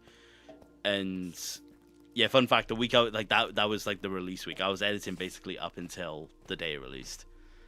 And I was told by a family member, look, you need to like live your life. You need to do something. You need to like give yourself a break. And I was like, I can't. I was like, I physically can't. I need this done. Like it would bother me if I didn't. But yeah, it was just it was a do or die situation for me. But the footage is still I there. get that if you started something and The footage is so good. Like the unedited. I said about releasing the unedited footage, and I'm like still like in like a back and forth on what to do with it. But I'm in I the mean, position. Go on. the unedited footage is basically just like this live stream. This Basically, was yeah. basically the plastic and weavy section. There was a lot of us just talking. There was But so this many. says There was 3 hour like Darren retrospective. there was like I feel like you probably all noticed it when like by the time like the edited version came out. Unfortunately, there were so many conversations I had to cut because the video ended up 1 hour and 37. That's a lot of creepers.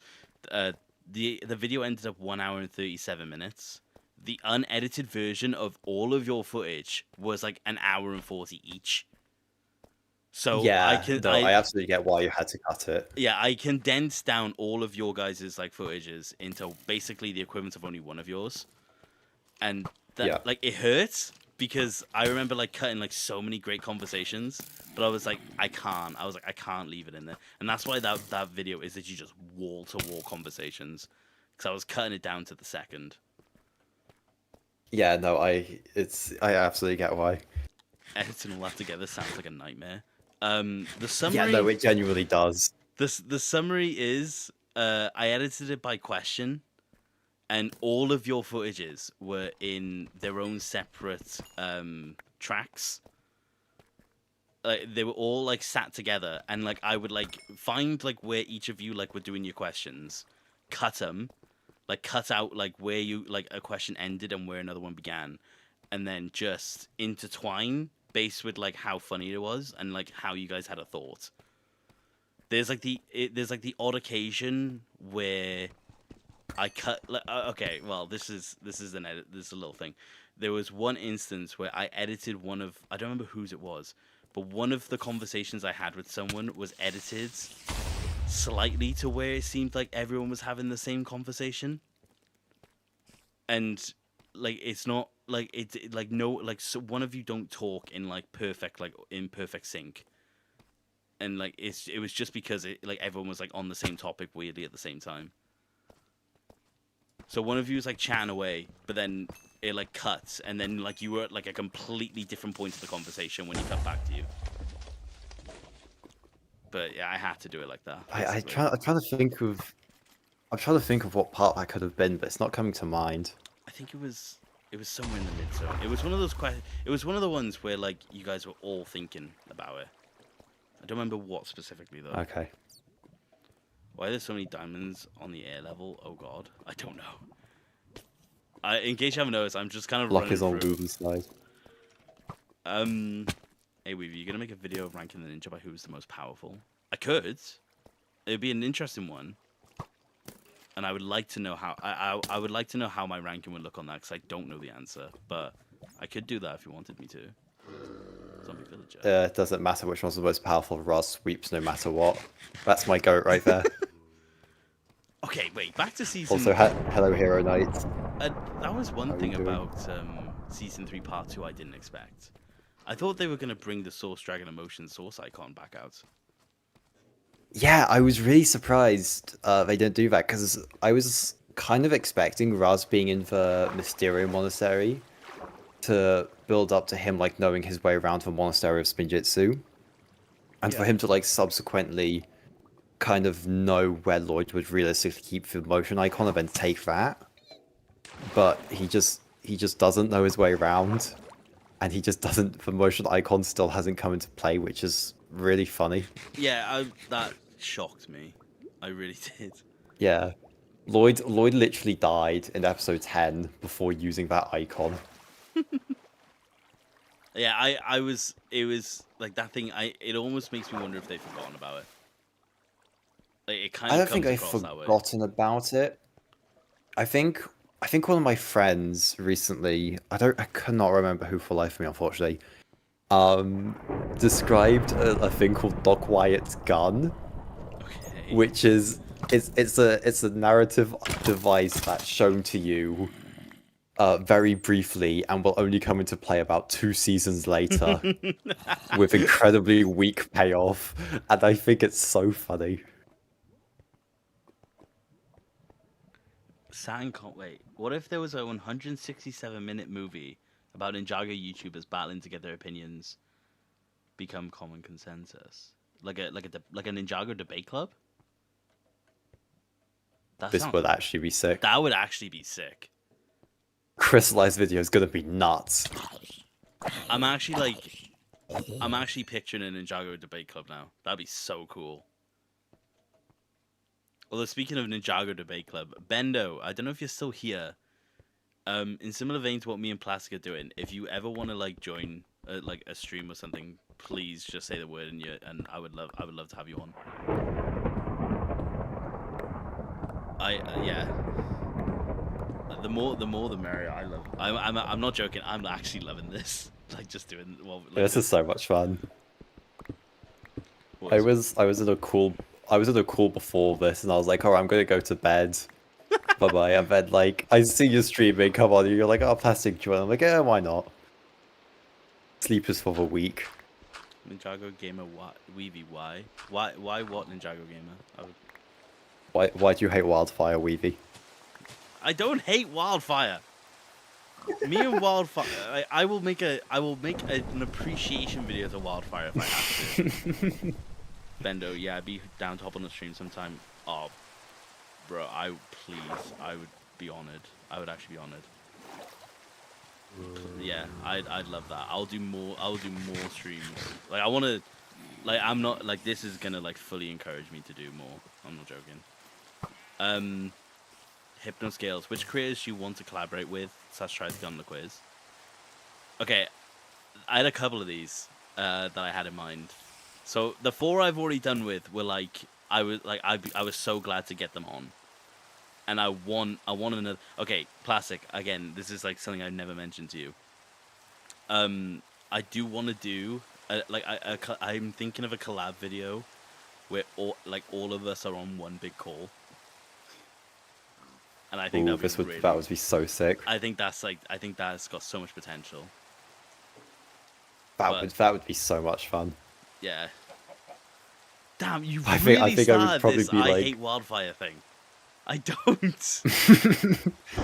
you know, I checked Digiverse, Yeah. like about half an hour ago, and someone said, "Where's the wildfire with red X?" in general in Digiverse. Yeah. Damn it! Oh no, Boundless influence. that's gonna go crazy. Um. Okay, so but in terms of create, I do want to get this out because if this somehow gets to them, like, please shoot me a DM and I will make a video concept just for them. Apart from the 4 that I've already done with, um, D Tenaglia Studios would be great. He's he's like the dream cast basically. Dreams Ninjago Dreams collab mentioned.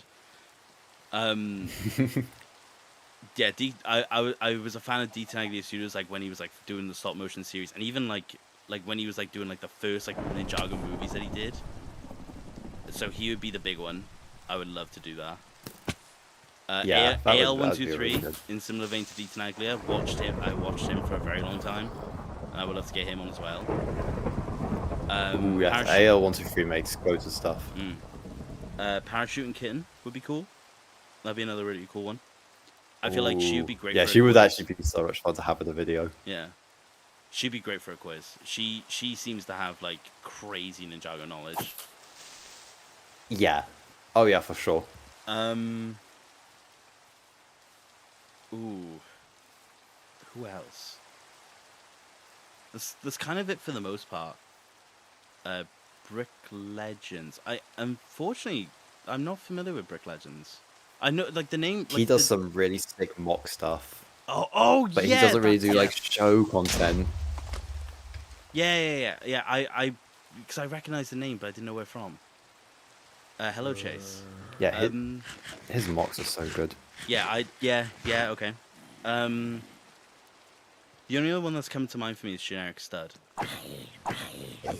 Ooh, yeah, he would actually. Oh, I don't know if he's watched Dragon's Rising. Is he not?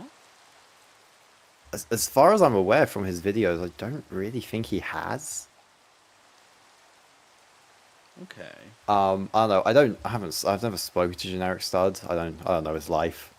I started watching. Just from what I can gather, I don't think he's seen it. I was Or at watching least his most of content it. quite when he first blew up. I was watching his content. I don't really like. I watch his like videos when I see him, but I don't fully in the nicest way possible. I don't fully keep up because like I watch Ninjago. Yeah, no, that's fine. I watch a lot of Ninjago content, but at the same time I don't, because I like since like starting like the channel I've tried less to watch Ninjago content, not for any like nefarious reason, but mostly because I don't want to unintentionally like copy a video. Because Yeah, that is the big thing. I learned my lesson when I unintentionally titled my Kai retrospective like near enough identically to Ninja Calls. And people immediately were Oh, like, what was the title? I called it like so Ninja Calls is called like how Dragon's Rising saved Kai, and I called mine Has Dragon's Rising saved Kai. Dragon's Rising saved Kai. And then I realized that it was like near enough the same. So Wasn't it Krusty who made the how? Wasn't it like Krusty who made the video? It's like how Dragon's Rising perfected Kai. Did he? Oh no. There's layers to this. Yeah, no, but there's. But yeah, no, I definitely do get that. Because like I remember, I really heavily debated whether I should watch your season 3 review or not. Yeah. Because I didn't want to accidentally take anything. Yeah. But I think it'll be alright. I remember when I sent you like my notes page about season 3 part 2, I was like, this might unintentionally influence his opinion because I put my opinion on the notes. Because like it's like just me rambling on those notes. I don't know like if you read them, but like it was actually just I me did. just going like there was one section of me saying like my opinion on like the whole Arc Dragon and Focus thing is question mark, and that was because I genuinely didn't know like what to think of it until I recorded it. Yeah. Yeah, there's definitely a lot of stuff I agree with on there and in your video, but I think if I bring it up in my review, it wouldn't be like Weavy influence. I think it's just because that's just like a general talking point of the season. I was gonna say because I have a very neutral stance on it, on the season. I feel like, so I don't think like I feel like if you have like I feel like it's like without fail you would like overlap like we would overlap opinions. So I wouldn't like look at it and be like he just copied my talking points. Like I wouldn't be looking at it like that. I'd be like we agree, that's cool. Yeah, no, for sure. But I think there's definitely some stuff I probably won't talk about in my review.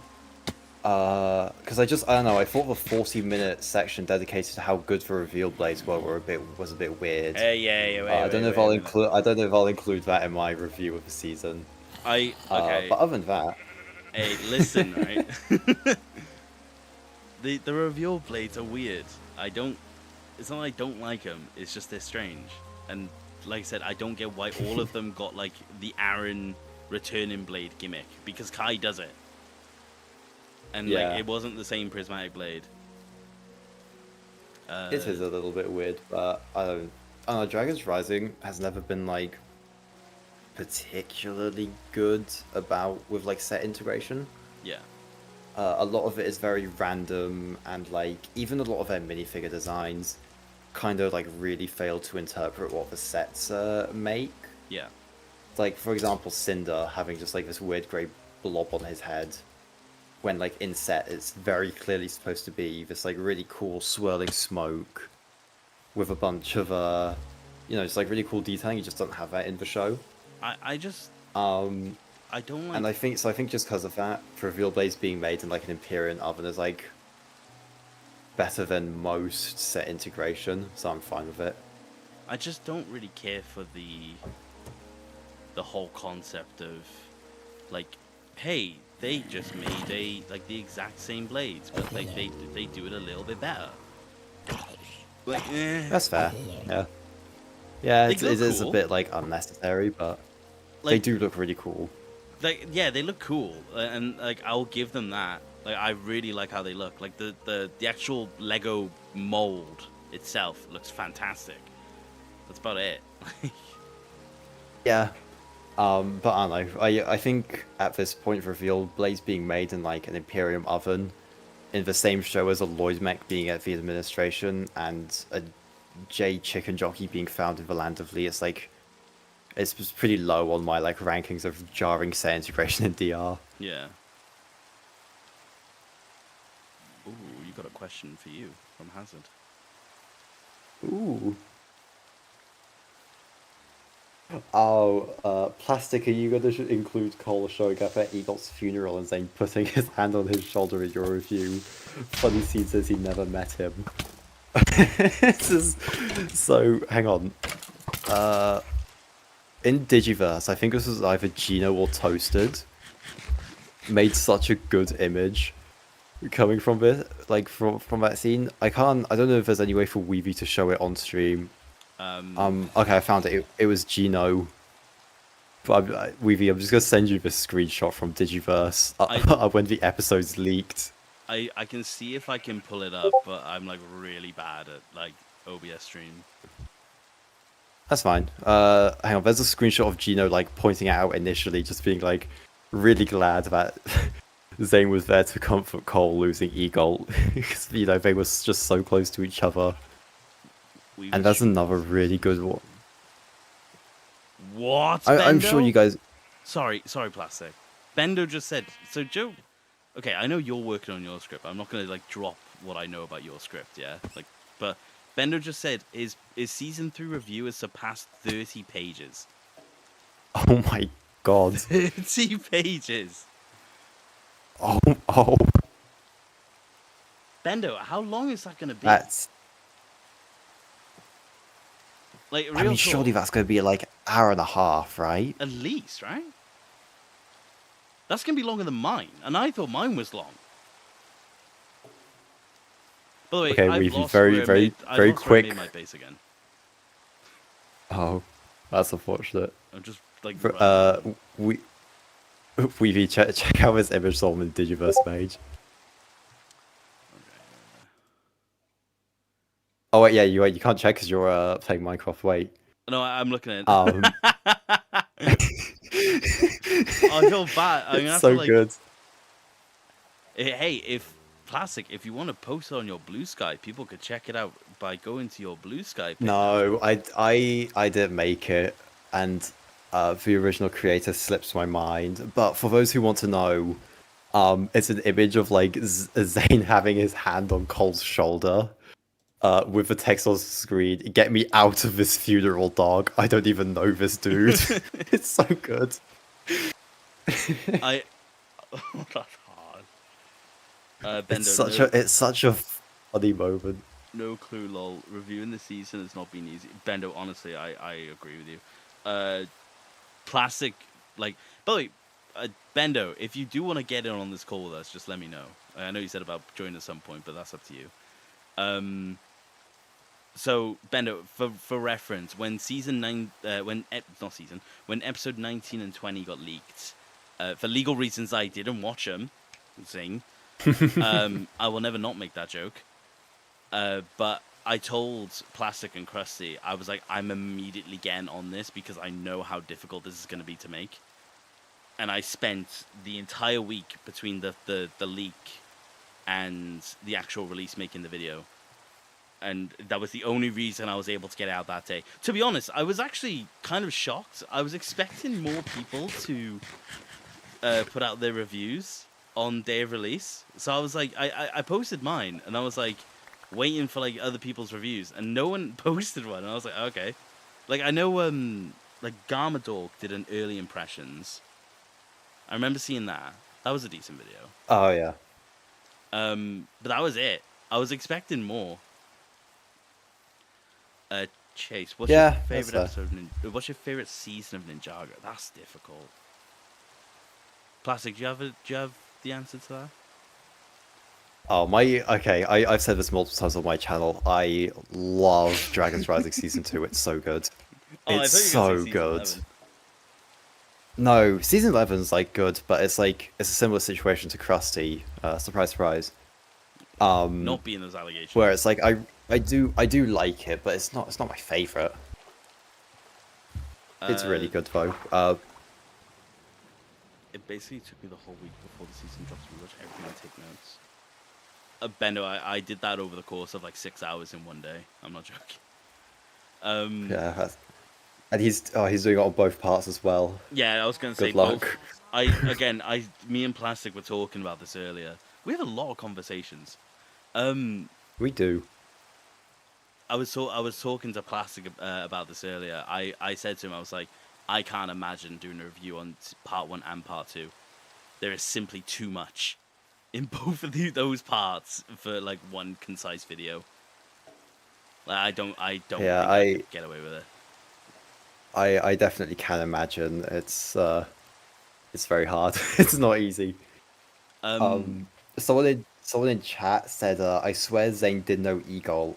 And like, yes, Zane does. Okay, Yeah, Zane so does. circle back. Zane does know Eagle, but the thing that's funny is that Zane puts it like comforting Cole when Cole like had no connection to Eagle whatsoever. So it's like really funny that this guy who did know Eagle is like comforting someone who never knew him. It's so funny. Because Cole doesn't even know Rising Dragon technique. No, he doesn't. So that's the new thing for me is like, does that mean like can Cole learn Rising Dragon through say someone else? Or is it now like that teacher's lost? No, he definitely could, because that's like the whole point of Eagle's arc in like season 2 part 1 is that like the ninja can carry on his legacy and carry on the teaching of Rising Dragon to like new students. Hmm. Okay. I just Like he can definitely teach it.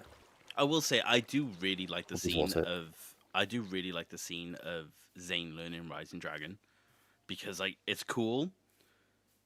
Um, and then you also have then the scene of Lloyd like fighting Eagles, which I think is also a really cool scene. Yeah, I mean I'm pretty neutral on Zane learning Rising Dragon technique. It's like cool. Like, it's right, it's another EGOT over on to scene I work on playing. But yeah, the fact that that scene is like then followed up with like one of the highlights of entire all of season 2 for me, which is like Master Lloyd, like being told that he's like been doing the massive thing from the start and that he is worthy of his title is like so kino. Yeah. I love it.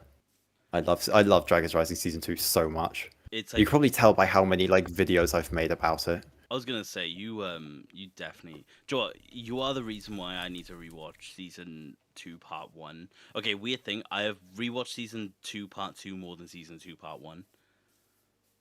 Yep, yeah, And you told me this. oh yeah, sorry. No, that's fine. But that kind of just comes down to the fact that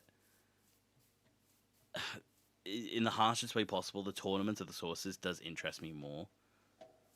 This No, terrain yeah, is I beautiful. absolutely get that. Are you still watching the stream? I've been kind of like it's kind of just been running on my phone or silent while I check Twitch chat. I haven't really been watching all too closely, but yeah, this terrain looks really good. Jesus. Caves and cliffs, man. They did wonders. I mean, it's all right. Hey, man. Look at these mountains. Season 2 part 1 Just a is bit of a super underrated, but it's mainly because part 2 is so good. Yeah, I think it gets uh, overshadowed. Like people like talking about the Tournament of the hmm. Sources. I I People who really I really don't know if I would say that season 2 part 1 is underrated when it came out, and I distinctly remember of like a wave of like, oh my god, we've surpassed the OD trilogy. I I don't think I could call it underrated ever. I don't think it surpasses the Oni trilogy. Ooh. Do I you don't think know. Dragon's Rising as a whole surpasses the OD trilogy? That's tough. That's actually really tough. After season 3 as well. After season 3. As it stands. Okay, here's the problem for me with that.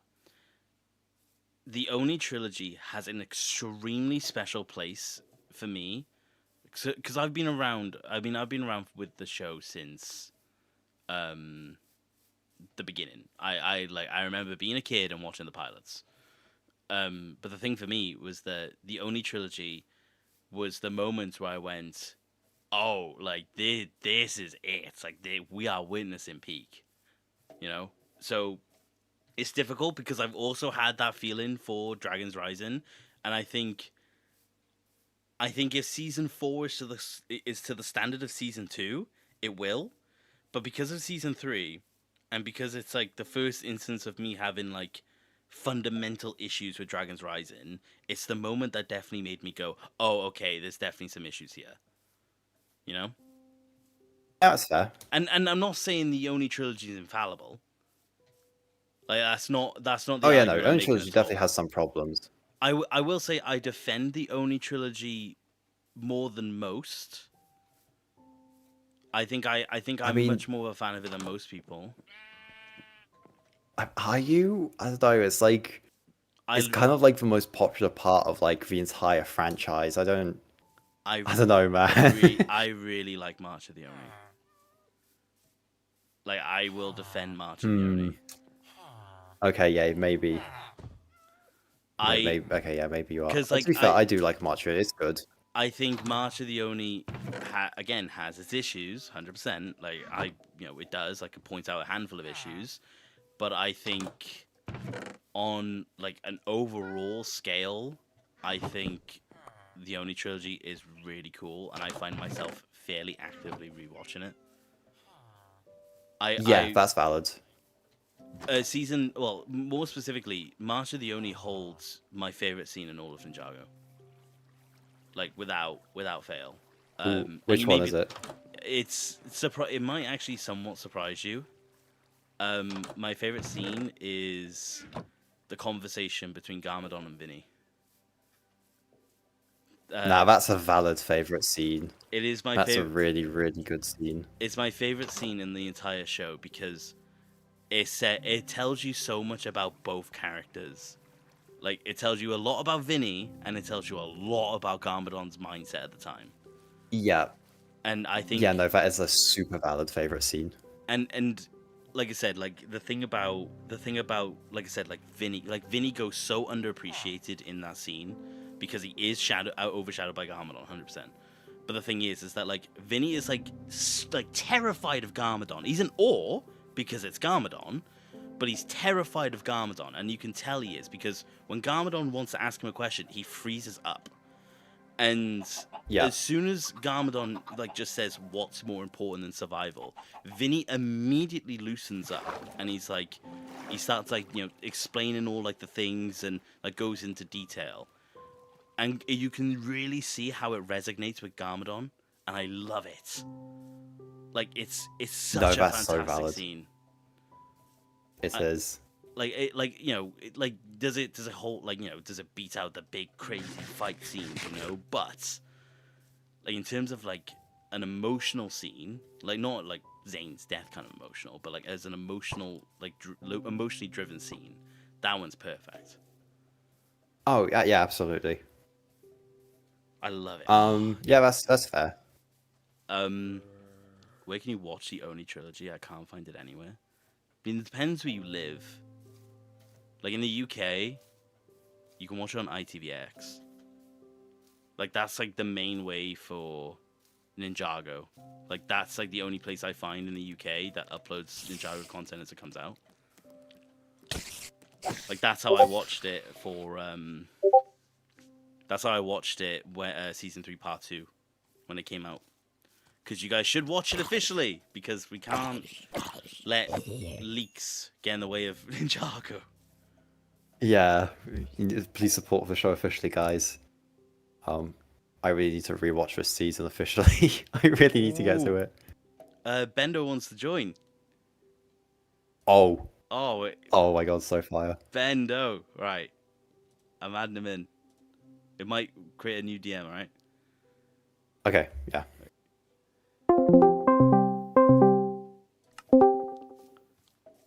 Bendo. Oh my god. Hello. Yo. Yo. Bendo, how are you, man? Good. How are you guys doing? Good. I'm good. This is crazy. I didn't expect getting the two of you on when I started streaming. I was That's trying you. to continue writing my review, and I've reached a wall. So How's it going? here man? I am. Pretty good. Pretty good. Like it's It's a tough one, isn't it? yeah. It's. Season 3 is an interesting season. I knew even before the last 2 episodes came out that it was going to be a big one. I kind of sort of regret saying that I was going to do a full review because like just the section on like Aaron could have been a whole video. Like that could have just been the video. No, But, Yeah, the I Aaron get stuff it. in season 3 is very interesting, It's- especially for the final 2 episodes. I do. Part of me does really want to talk about everything because it's just such an interesting season. When It really And I is, was like, especially no, I as, did it like- with Crystallized. I did it with the Ice chapter. when you said that you were Oh going no! to... If it, Oh, go on. I'm just thinking if it's if you're using Crystallize and the Ice chapter examples for season 3. Oh, I mean, those are the I only had to- videos I've done like full reviews on, besides like Prime Empire, Oh, true. which you can't watch that video anymore. It's copyright. True. Still doesn't bode well for season 3. Yeah, I mean, we'll see. I will say it is. It's a lot easier to talk longer about something you have conflicting feelings on than something you really like. Oh, that was where I was at. Yeah. To be honest, I was So yeah, I was fully expecting you to because I remember you when you posted saying, "Oh, you're working on the review." I initially assumed, actually I assumed until now, that you were just doing season 3 part 2. So I'm no, I'm actually doing like all of it really because I shocked to hear. never. The thing is, I never got to make a part 1 video because of the leaks. True.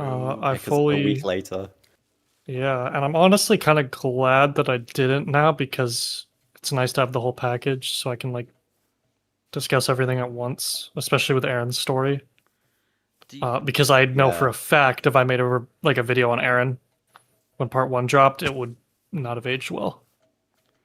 I feel like So it's definitely one that I kind of agree with you. Like I remember for the most part my season 3 part 1 review that I released like the same day as the drop. And I actually had to make that one obviously in one day. Um I stand by that video still for the most part, but I definitely think it's worthy of like updated thoughts. mhm.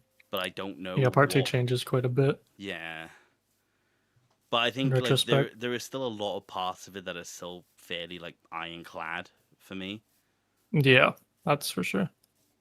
But yeah, the Aaron story, like you said, the Aaron story in particular. I mean, to be honest, I mean, you guys haven't posted your reviews yet, so I don't want to like spoil too much about your reviews. But like for me, it felt like Aaron like just simply didn't have a lot in part 2.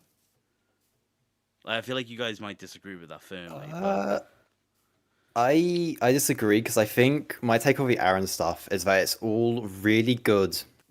Like all the season 3 stuff is really good and is like really solid up until episode 16. And then after that it kinda just slips a bit. Like it isn't bad. I don't think it ruins the arc by any means. But it stumbles a little bit over itself. And it's very unfortunate.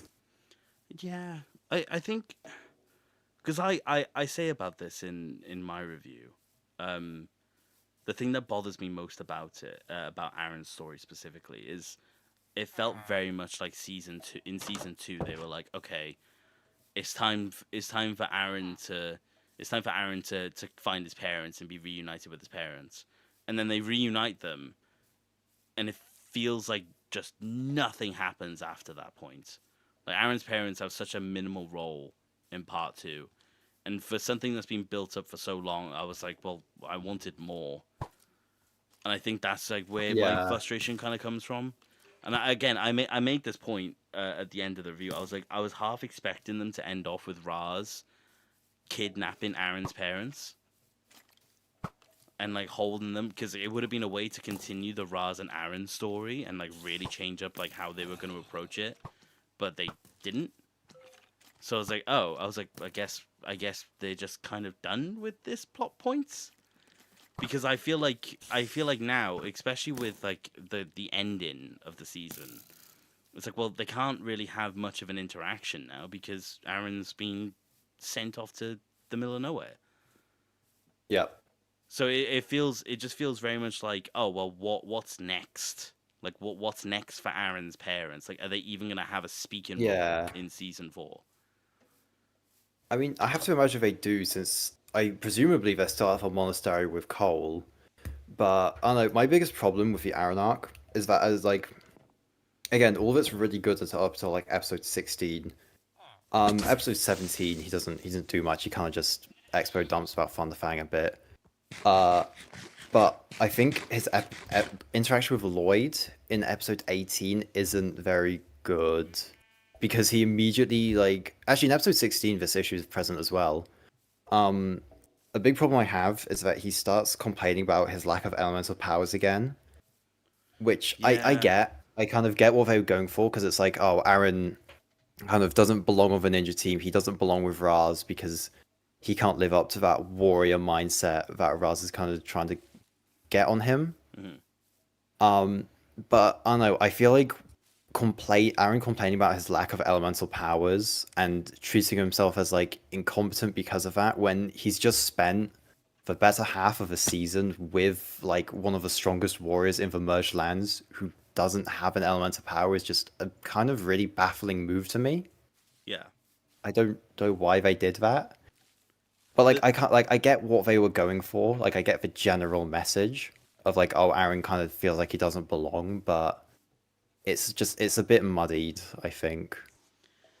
Aaron has been so I made a video vaguely like regarding this at one point, and it's called like how one detail changed everything for Aaron and Sora or something like that, and like it talks about how in my opinion, like the thing that separated Aaron from Sora in season one most specifically is the fact that Aaron has this like very clear vision on what the ninja are meant to be, and he feels like he doesn't own up to that because he doesn't think the ninja are subject to struggle or subject to failure. He always saw them as just like this entity that like always won, always succeeded, and that is why fundamentally Mm. he like was ultimately like coerced by Raz. And season two, three, part two really did reinforce that to me because not only does he, again, like you said, he goes back into the well, I don't have elemental power, I can't be a ninja thing. He also says to Lloyd, "Oh, but you're the legendary Green Ninja. You know, like you can't like do anything wrong." And like it kind of confirmed my theory because I was like, well, he says it outright here. He doesn't believe Lloyd can fail because of the fact that he's the Green Ninja. So it felt very vindicating because I was like, oh, I was like, they've kind of proved my theory here in the fact that like Aaron can't see past the stories of the ninja, and that's why he kind like clearly wants to quit. Like because Yeah. he doesn't So realize that the ninja also fail. yeah, I So mean I know. I definitely get the vibe that he knows the ninja fail and that they do mess up. Because like a big part of the final stretch of that season is Lloyd messing up and like destroying the Unbidden Storm by accident because he was like an idiot. but that yeah, but Um, the scene about him being like, oh well, you're the legendary Green Ninja, that happens before that, I believe. yeah, that is still like a bit unfortunate. And I don't know, especially when Lloyd earlier in the season like says to Aaron like, "Oh, your parents are dead. We must have had a good reason for it, though." I don't know. I feel like Aaron should be a bit more harsh on Lloyd, all things considered. That is a fairly crazy line in retrospect. I still can't believe I remember just watching that scene in like awe. Hey man, What Wu was Lloyd clearly cooking? had a reason to kill your parents. You know, get over it. It's weird. Ah man, Bender, what do you think? I mean, I don't really want to spoil my video. I was gonna say All I'll I say wanna. is I feel like, Go on, sorry. yeah, it's just, yeah, the whole Aaron thing is very complicated. I feel like I probably have a lot of takes that might be surprising as I've been trying to like kind of gauge how everyone's been feeling about the season. I feel like it's very split, but I feel like I don't know. There's a lot of things I haven't seen people bring up that will be in my video. So, I'm actually really looking forward to your video. I've been looking forward to Yeah, same. I've been looking forward to everyone's reviews. Like I've been, so like I said, I put mine up and I was like, yes, mine's up, and I've got like a lot of different things that I'm ready to talk about. Um, but I've been very curious to know what like all you guys think, and like it's been the thing for me. I've been like, oh, I can't wait until everyone's reviews drop on the season. right. Yeah, it's a big one for sure. Because yeah, it's like you said, and Plastic, you said it to me the other day. It's like it's such a loaded season. Like it really Yeah. does. Like I said, I uploaded a 50-minute review, and I felt like I was brief. Like I really felt like what I did was brief. Like like I barely covered like half of the characters. I barely covered like half of the plot points, and it's definitely like oh yeah, I've talked about Jay for example, but he needs a video. Like he needs another video. Or I've talked about like I briefly mentioned Thunderfang, but Thunderfang needs another video, and that is very soon for reference. But it's gonna be annoying because I need to articulate so much about this season, and that's why when you're both doing like both parts in one, I don't think I could. No, I don't think I could stomach that. Yeah, it's been a lot harder than I expected. Like Yeah. It's the hardest. It's been the Even- hardest season to review. even just writing notes on this season, I was just watching most episodes being like, what do I even say? Like, what is the takeaway from a lot of this? I don't like Yeah. I don't know. It's been difficult, but I think it's gonna be worth it once the video's out. I feel like so far from what I've written, I've done a pretty good job articulating the best I can how I feel. It's just been tough. It's a weird one. It feels so much like a weight was lifted. Like, I'm not joking. A weight was lifted off my chest when I did my review. It really felt like that. Yeah. And like at the very end of the review, I turned like I just like I'm ending off the video, and without thinking, I just went, "Oh, we can finally talk about it." And I ended the video, and I remember like thinking to myself, I was like, "Oh, that felt good." Like I was like, "Oh."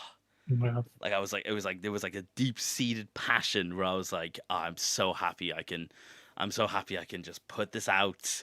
I can just have it out there. Like it was great. Yeah, I feel like it's gonna be a similar feeling for me too. Especially with such a big project. It's just gonna be like it'll be Garmador. out and I don't have to I mean other than Ninjago cast, I don't have to talk or think about it anymore. The next It'll be Ninjago cast is done. gonna go crazy. And then I can go back to I don't know what I'll do then. Deep slumber. Yeah, deep sleep until the next season comes. Next week. No, I want to do something like there's things I want to make videos on. I want to revisit Seabound because it is still like my favorite season, and I feel like it's weird that I still haven't made like a video on it. I made a video on like Benthamar that you can't even see anymore because copyright, but you know. I feel like Seabound needs a love letter. Garmador So that'll be a in nice chat, by the way, guys. Hello, Garmador. refresher.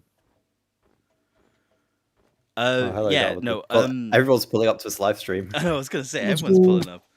No, Bendo.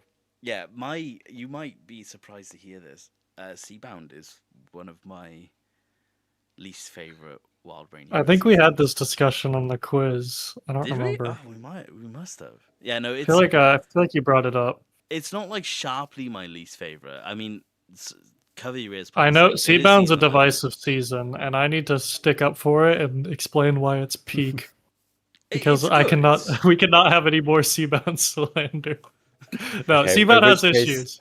Seabound has issues. Everyone, see, the funny thing, I think we mentioned this when we were doing the quiz too. I feel like I brought this up, but everyone has like their favorite 11-minute era season that they will defend with their life. Oh yeah. Like for a lot of people, it's the Ice Chapter. For a lot of people, it's Prime Empire. I will maybe for defend some it's Master of the Master of the Mountain Mountain. to my last breath. Yeah, for me, it's Seabound. To the point where like it is my favorite season of the show still, like wholeheartedly. And yeah, I mean, I made a video on Benthamar, which is like a big chunk of why I love it so much. But I need to do like now that video is gone and that I still haven't made like a whole Seabound retrospective, and also the Nia video isn't up anymore, and also is super outdated, and I don't really agree with it that much anymore. I definitely need to make a Seabound video. That's like Crystallize been happened. itching at the back of my head. Yeah, I mean, well, Crystallize doesn't really have much to do with it, but it did kind of make the video not, read as well. Yeah, it's like the has the most consistent arc in Ninjago history, and then like and everything then just crumbled in like one Crystallize just season. ruined it all. But up until that point, I was, they were still cooking. But there's also a lot of takes on that video I don't really agree with anymore. Fair. But the day you upload the Seabound love videos, the day I get off my butt and I finally get to the Seabound hate video, I've been Let's go. I hate that do season. what I did with the Ice Chapter and just destroy so many people's hopes and dreams. I'm still shocked that I haven't got. There's not like a single comment on that video that's like bad mouthing me for that take, and I haven't seen like a single like person. Like I don't follow directly with like Ninjago fan discourse online. But like, I haven't seen anybody like go out of their way. Like, I haven't got any messages or anything of people being like, "Dude, this video sucks. You're wrong. Why would you say this? Worst Ninjago YouTuber." Because I feel like anybody else, literally anybody else, made that video, there would have been an outcry on Twitter. You've seen the videos that get outcry nowadays. Oh yeah, no. I think it's just a lot of people still don't love 11. Like, it's definitely got a lot more positive reception nowadays, But like, the people who do love it are like, they really, really like it. You know, it's like, it's one of those things where it's like, at least the avid fans of the Ice chapter specifically, I feel like would, you know, be at least some people would be angry about it. You know, because there's I've seen the videos that people get mad over, and it's just shocking. Yeah. And I mean, yeah, there's definitely other conclusions to be drawn from that whole thing, but I feel it's just funny to me. I feel like there's a lot of like that is a big thing now, where it's like, if you do talk about, because I mean, it happened to me literally today on Blue Sky, where I was like someone replied to my post being like, "Hey guys, my review's out," and I unfortunately I don't remember the person's name. Sorry if they're watching. But someone did say to me that, like, in part of my review, I sounded quite annoyed, and they asked if I even liked Ninjago anymore. And I was like, and I basically said, I was like, I love Ninjago. I was like, but I can also be critical of it.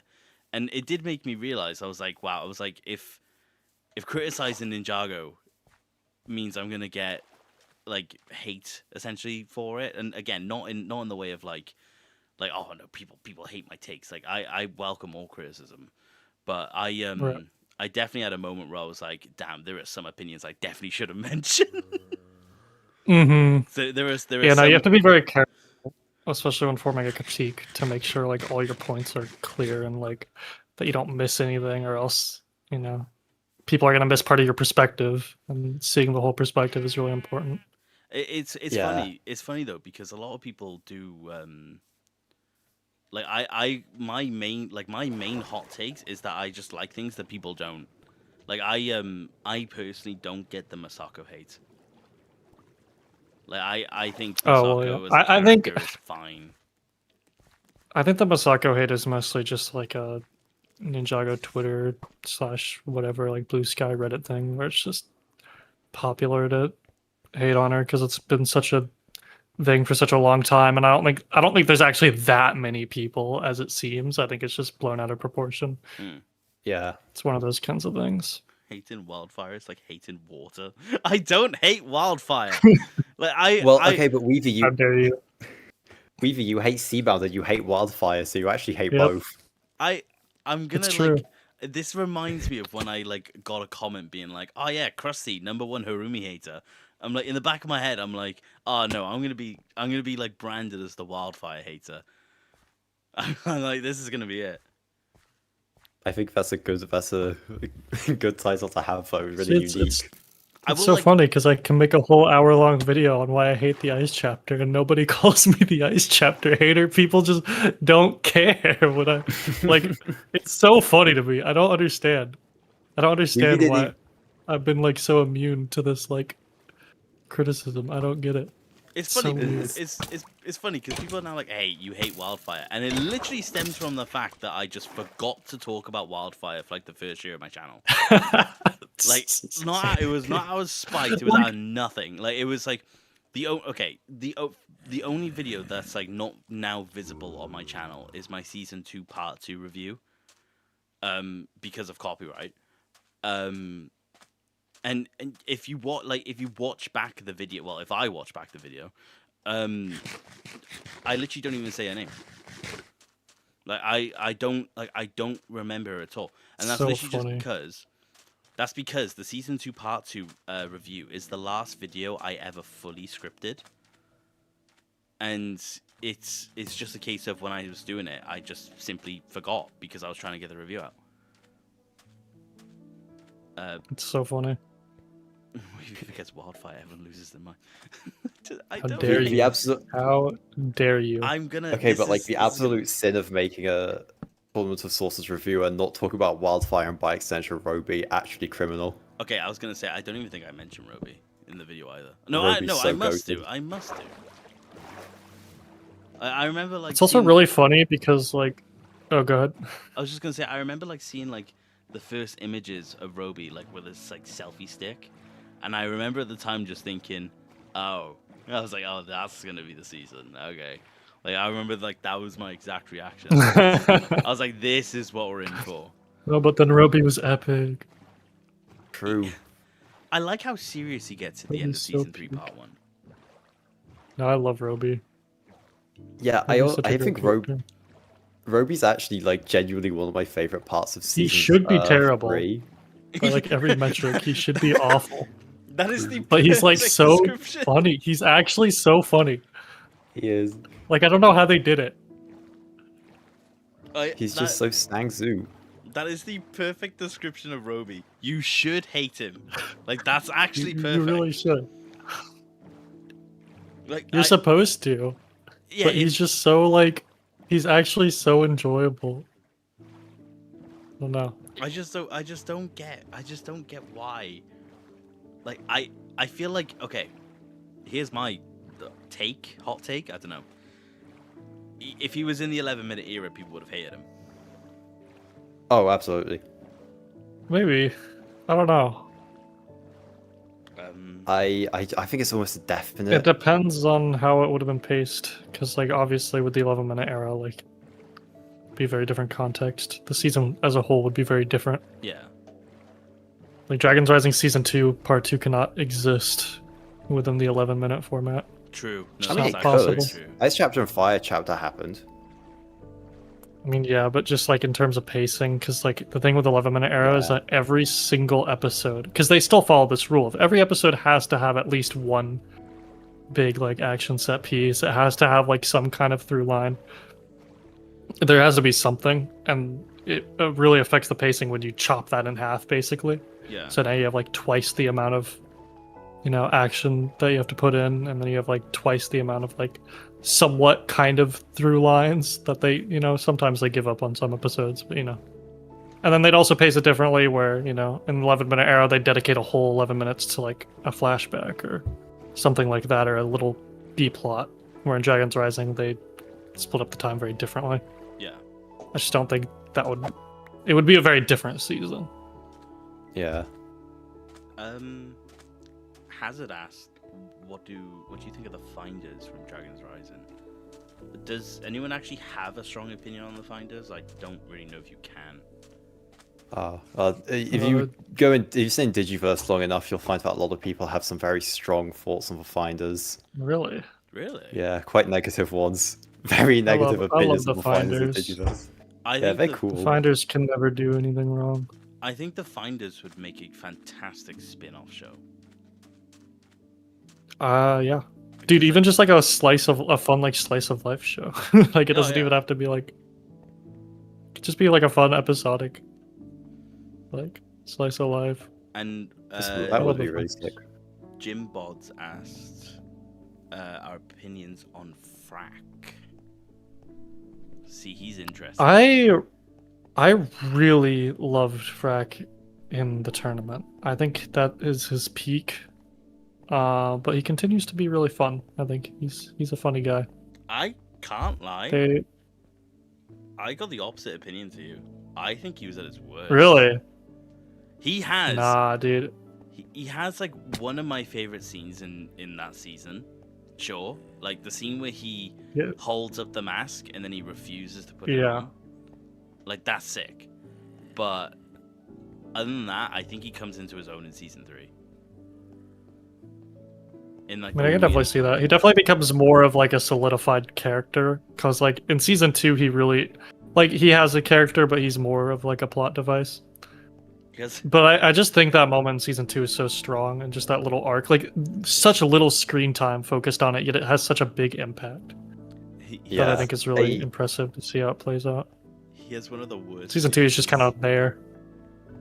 Yeah, dude, the Frax- frack. Frax minifigure What have they done to sucks. my boy? I don't even want it, man. I legitimately, I collect every Ninjago minifigure, but I looked at the Frack minifigure and I was like, do I have to? I was like, do I Dude, really have to? I It's was like, so so unfortunate. I own the Frack minifigure. It doesn't get better in person. I like it better when Frack is off screen. Garmadork, you don't like Frack? Garmadork is correct. Okay, Bendo, I'm It with is you. Frack I Friday. loved Frack in season. Frack It is. Friday. I think we've rebranded to Flintlock Friday because Frack is kind of washed. No, not more than Flintlock. But I don't know, I really loved him in season 2 because he has this whole story of a wolf mask, and he serves as like a really good nature versus nurture, like thing with Aaron, where it's like he's very similar to Aaron, and yet he's still under like the strength maxing, like strict Raz, and he's still just this happy, Strength jovial maxing. guy. Yeah. And then in season 3, they just like completely lobotomized him, and Dude, he okay. does nothing but like. I don't know. I think my big issue is that his time with Raz isn't like addressed, especially when like in the merge lands. Well, especially like pre like merge, there were like basically just human like masters and elemental masters, and like all the heroes were like human, and like I can imagine for Frack being with Raz, who was like a tiger guy, and being as skilled as he was probably like really sick. And like Frack of anyone should know that like Raz's teachings like do work to an extent, and that they aren't like all bad. But I feel like as soon as he joins the ninja, he just kind of like becomes the most anti-Raz guy ever. And like I get it, Raz is evil, like he's not a good person by any means. But like I don't know, I feel like they don't nuance Frack at all, and he just kind of becomes like, no, Aaron, get away from Raz. Like Aaron's being held there as like a prisoner of war. Okay. You actually made me remember something, which is really strange to me, and I don't think I've seen anybody bring this up. But Frack has this whole scene in the first episode of season 3, where he's like training, and he's using strength.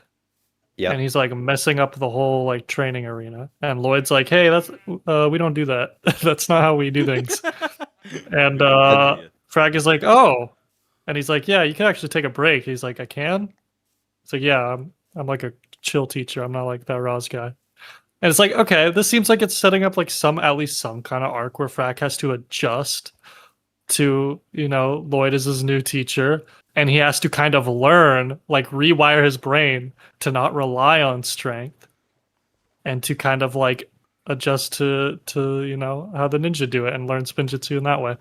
But they just don't ever bring it up again. They just kind of They just actually don't lobotomized in between scenes. Like what happened? I feel like there's a story here. Like what? Where did it go? Was that just like a first draft thing that got left in and they just forgot about it? I think it has to be because like he just does nothing for like the rest of the season. Yeah, it's and like so he's say, so washed in season 3. I fear Flintlock Friday I do forever. really like the dichotomy though of how when he meets up with Aaron again, they've basically completely swapped to the point where like Frack tries to go out and fight Roz, but then Aaron ends up using strength against him with the spinjitzu cool. that he taught him, and I think that was kind of a cool payoff to like, oh look how much it's they've like swapped, because their arcs were always in reverse of each other, which was cool in season 2. Yeah, and then you kind of get to see how that culminates a little bit. It's a very short moment, but it's neat.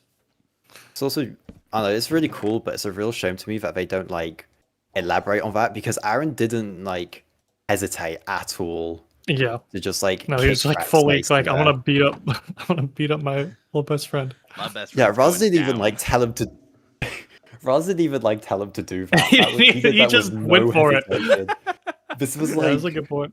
This was an Aaron, like Aaron just did that, and that wasn't even Aaron being manipulated. He was like, "Yeah, I'm just."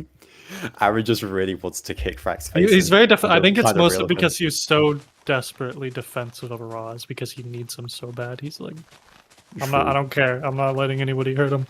He's just like, yeah. I mean, it makes sense, but it's just the guy that's gonna get my parents back. But yeah, they don't talk about it after. they kind of Frack is never like, yo, you want to talk about the fact that you just like assaulted me? Aaron's Yeah, like, but next time they talk, Frack's just like, "Our first ninja mission." it's like, so okay, cool bro. to be on a mission together. against it. Radical dude. You kind of bring up a point. And though. Aaron's Joe, like, nah, it kind of sucks. Joe, when you brought up the whole thing about like Frack kind of like alluding to this plot, but like there's actually another instance where they kind of allude to it again, but not with Frack, but they do it with Aaron. Do you remember in the season 2 part 2 the shot where they're on the bounty and Lloyd drops down to speak to Aaron, and like Aaron flinches, and they kind of imply that Aaron was basically being abused by Raz. So you could kind of see it as like I didn't even maybe- notice that. yeah. I mean, it's a very subtle thing. yeah, I did Wild. notice that. I did notice that, but like, I don't know. I'm just gonna send a quick GIF into the group chat. But like, Aaron was definitely being abused by Raz. Yeah. Dude, so was Like, Frack. I mean, we saw we've seen Frack this get happen. abused by Oh Ross. my god. Yeah, that GIF of Raz throwing chopsticks at Aaron is so funny. That's so It's so good. good. Yeah, no, Ross gifts are my favorite. there Have you- there is one. Have you seen the Raz casket GIF? It's so this one's used a lot in like my Yes. friend group. We just cannot take the scene seriously anymore because we've used it so much. It's so funny. Not me pulling up, like pausing like, my game to like check the gifts. I love this.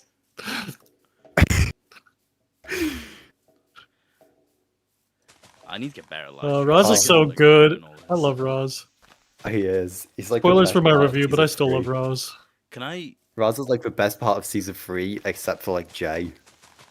Jay and Roz carried. I have a very There's real no doubt fear about when it. it comes to Raz, though. Oh yeah, I'm worried. I'm worried for. I don't know how much faith I have that he's gonna get a satisfying continuation, but right now, I really like. What worries? I just think he's hilarious. What worries me is the idea that like obviously up until now he's kind of just been on like the back burn, like the main plot has been going on like with Forbidden Five or Thunderfang, and then you'll find that then you get maybe like the odd like little bit of Raz. And my worry is that when they finally give Raz like that full upfront like center stage, they're gonna bottle it like completely. And like it's kind of worrying because like is Raz like such a beloved character because he hasn't been fully focused on yet? Is that's this Oh, not no. just season 2 I part think- 2 though? I mean, it's like season 2 all over again. I feel like is where like we had a Yeah. season building up to him, and then he got his season, and he was pretty good in season 2. But then we had season 3 where we're kind of building back up to him after like he lost basically all his progress, and now it's like okay, we're doing it again. Will he be? What does he do now? I don't know. I also But his dynamic with like all the characters he's interacted with, he's just such an entertaining He character. is. I love Raz. The way he like manipulated Aaron all the way throughout like season 2 was just really well done. I've just been very worried though about as well with will Raz end up like do like in season 4 like how are they gonna balance out the plot with him along with the plot of the ninja, unless it is quite literally Yeah. gonna be like Raz is gonna like because Raz knows where they are.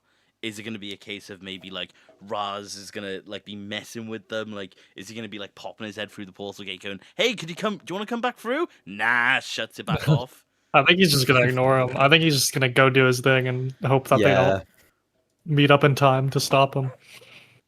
But like, there's gonna be another villain. I feel like I don't think there Roz has is to still be. gonna be the main villain. Like Lego's gonna come to the writers and be like, "Yo, so we Yeah. have this guy."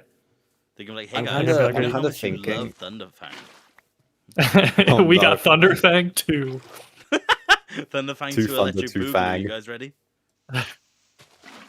I feel like I don't know I think the way a lot of season 4 part 1 is gonna pan out is we're gonna get like you guys know how like Raz like how we see Raz after he leaves Aaron where we just get like a couple of minutes per episode at like the beginning or end.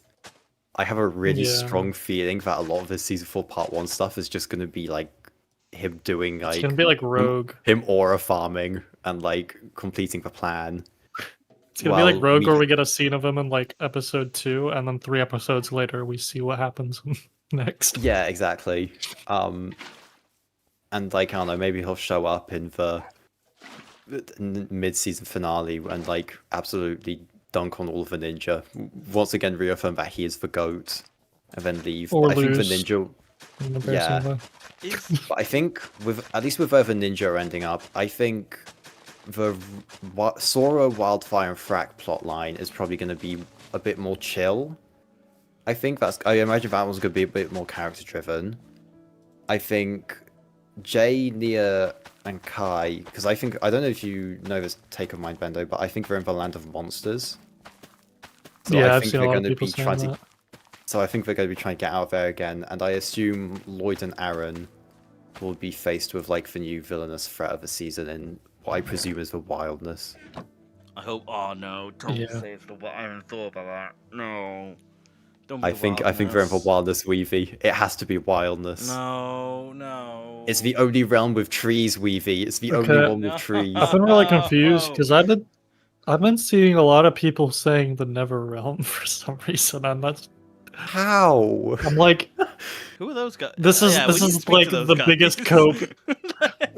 The Like Netherrealm. I know you guys want to see Akita again, but like, I think no, you're setting yourselves up for disappointment. Yeah, no, they're not in the Netherrealm. There's no way. There's I mean, a actually, distinct hang on, lack let me- of Yeah, there's a big snow, lack of like snow. There's no snow. There's Yeah, no there's- like cold. Like and it's like overgrown for some reason. It doesn't even Yeah. slightly resemble it. I just think it has to be like wildness because like one again that's the only realm that's allowed to have like trees, and also just we haven't seen that realm's monastery yet, despite us having seen like Shadow Dojo and the Forest of Spirits. Well, that And was. Dog did say we'd see more of the wildness in the future, so I think this Yeah, is the that. wildness is like a huge thing with a lot of Yeah. Well, different landscapes. So someone did point that out to me. They were like obviously the what like someone points out that the Shadow Dojo could come back, and Oh, it definitely is. does that mean the Wolf Mask Warriors are gonna return? Maybe, hopefully not. Nah. No. Well, no, they're at City of Temples. They're at the City of Temples, aren't they? Yeah, there could always be more. Like, oh is yeah, it- aren't they locked? up? Yeah. Nah, I don't think Raz would like just leave Wolf Mask Warriors out of Shadow Dojo in case like Sora, Frack, and Wildfire somehow ran into it. Yeah, but like I it think just Raz strikes the thought of like the sort of like I wouldn't have expected spectral dragonians, but they're there. You know, like the spectral dragonians were not really Yeah. explained either. Well, yeah, but I think I don't know. I think we could definitely get like answers to what the Wolf Masks are just through like them presumably exploring the Shadow Dojo if they find it. Yeah. But I don't think we're going to see Wolf Masks there.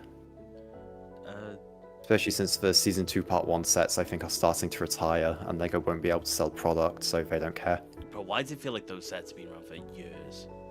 Like It does, though. every time I step into like any store that sells Lego, like I will always see the Shadow Dojo set specifically, and I'm like, what are you doing here? I'm like, why are you it's like- here? It's like, get Eagle off shelves, bro. He's already dead. Why is he still here? Joe, the Eagle set is really funny to me because when it was revealed, I was like, I'm getting that set. That set looks so good. Still haven't bought it. Like I just haven't touched it. Like for no reason other than the fact that I just never got around to it. Get it from Smith's. Eagle set kind of fire. I want to, but what am I gonna do with the extra mech suit ninja? I don't want them. Burn them. Oh, mech suits are so good. They are. I love them. I wish they didn't reuse the season 11 shoulder pad because it's too big for it. But Yeah, that's very Ultimate one nitpicky would have of been me. a lot better. Was I the only one who wanted and expected Thunderfang to be Raz's master? Because now he's just a guy who sits around until the finale and then gets defeated, barely affecting the overarching plot. To be honest, Niv, that is just down to the fact that Lego wanted an evil dragon. That, like, Well, Lego okay. mandates. No, Weavy. So here's the thing, actually. a recent thing that Dark Bricks has actually come out and said, and like a lot of concept art indicates this. Thunderfang was like always planned apparently, and like the Forbidden Five were always planned to be his minions, which makes a lot of sense because I remember in the like designer interviews at the start of this year, I think it was Neek who was talking about like, oh yeah, the Forbidden Five were like brought forward for 2024, and that storyline. But like apparently these guys were like always planned. Like the Forbidden Five were always gonna like be useless jobbers, and Thunderfang was always just gonna hijack the plot, which is really baffling because Thunderfang does nothing for 20 episodes. So him being planned feels like insane because how was this the plan from the start? It kind of makes my opinion on them worse. Yeah, no. So I say this in my review, but like same. Well, I mean, if the Forbidden Five were always meant to be like useless jobbers who are just like Thunderfang's minions, why would you set them up as the greatest warriors who have ever lived? Like what? Yeah, that actually kind of makes my opinion like much lower of him. Because I kind of was riding on the cope that like the Forbidden Five are meant to be something more. Yeah, no, they never were. But remember, chat, if you want a story where Forbidden Five are something more, read Brutality. No one here will know what that is, but read it anyways. Do you think Mora will come back? Yeah. Yeah. I don't know. Nah, I think it kind of goes out saying. I think they'll bring him back purely just because a lot of people were excited to have him back. Maybe, but I don't know, it's kind of another case of Doc Wyatt's gun, where it's like he may or may not be relevant in like 2 seasons time again for like to pay off something small, but like there's kind of just no way of knowing at the minute. I would like really like to have more characters back. Like, okay, I'll put it this way: would I rather Morrow come back again over, say, like reintroducing another character back into the show? No, because I feel like I'm not gonna go on the whole thing that like a lot of people always say this, like, oh well, we need Garmadon back, for example. Honestly, I don't really want Garmadon back yet. I want him back at some point, but like I also kind of just want him back when the time is right. But I feel like there are still so many characters that we should have had back by now that we don't have. Like I feel like there are just too many people that are missing. Like Fugitive. Oh, please don't. Oh, you're gonna love season 3. You're gonna love season 3, episode 3, The Spectral Lands. Yes, that's the character I was really excited to see. Amora. Am I the only one who wants Harumi back? I hope so. No, you're not. Not in. That's the scary thing. Not in the way. Okay, not in the way of like I want to fully back in on the plot. I want the Lloyd romance back. I want it in the way of like, is she just chilling? I want that question answered. I kind of hope they just dragged her out behind Borg Tower and shot her after crystallized. I do not want to see her ever again. Fully of mice and men. I'm done with this character. If Harumi was better in crystallized, I'd want her back. I mean, yeah, but she just wasn't better in crystallized, I fear. Hey guys, do you remember the day the Harumi reveal was leaked? I do. Yeah, when the set's leaked, right? No, so when there were like descriptions where there were like set descriptions that came out. Yeah. Oh yeah, no, this was like a massive thing. Like the set descriptions came out and like revealed every returning character, like Mr. E, Pythor, like maybe Overlord. I do remember seeing those. I just remember that being a huge deal when the set leaks came out. That was crazy. It was so bad that I remember one of Tommy's 2 truths, 1 lies were some items and characters featured in the sets actually won't be in the next season, and everyone was just like, okay, buddy, pack it up. Okay, man. Yeah, I thought that was after the sets got leaked. No, that was because of the descriptions, which just like revealed Overlord's return, Harumi return, Mr. E, Pythor, Vangelis, Asphera. It's so funny because like why would they ever do that? I know. They even spawned like the Nia return with like the samurai. Yeah, I remember that. like everything. That was. I- I mean, I don't know what they expected with those sets. That was like the hardest season to make sets for and not have things. Yeah. going. But Like, it's just so eternally funny that Tommy's first reaction was two truths, one lies to be like, oh yeah, by the way, guys. I mean, some people bought it, so it kind of worked. But it's like Yeah, mostly I don't because know they were how. coping. Yeah. I just remember, like, not only was it that like all like the set descriptions leaked, I also like distinctly remember, again, like looking at the Smiths website, and they never took this off, by the way. The Smiths website specifically like showed early renditions of the set, like placeholder set of the sets. Specifically, do you know the set that came with all four of the Fugitive Ninja, like the Overlord's Oh, the like temp. Yeah, base I or know. I something. know exactly what you're talking about. Yeah.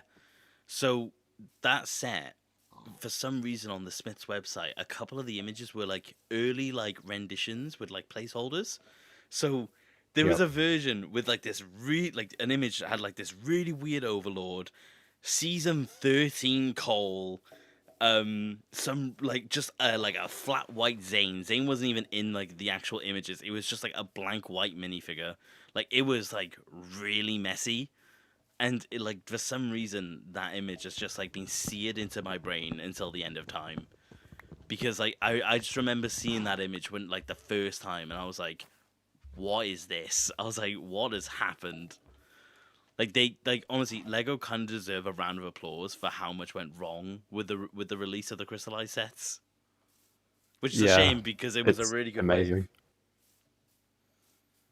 It was alright. Nah, there were some good sets.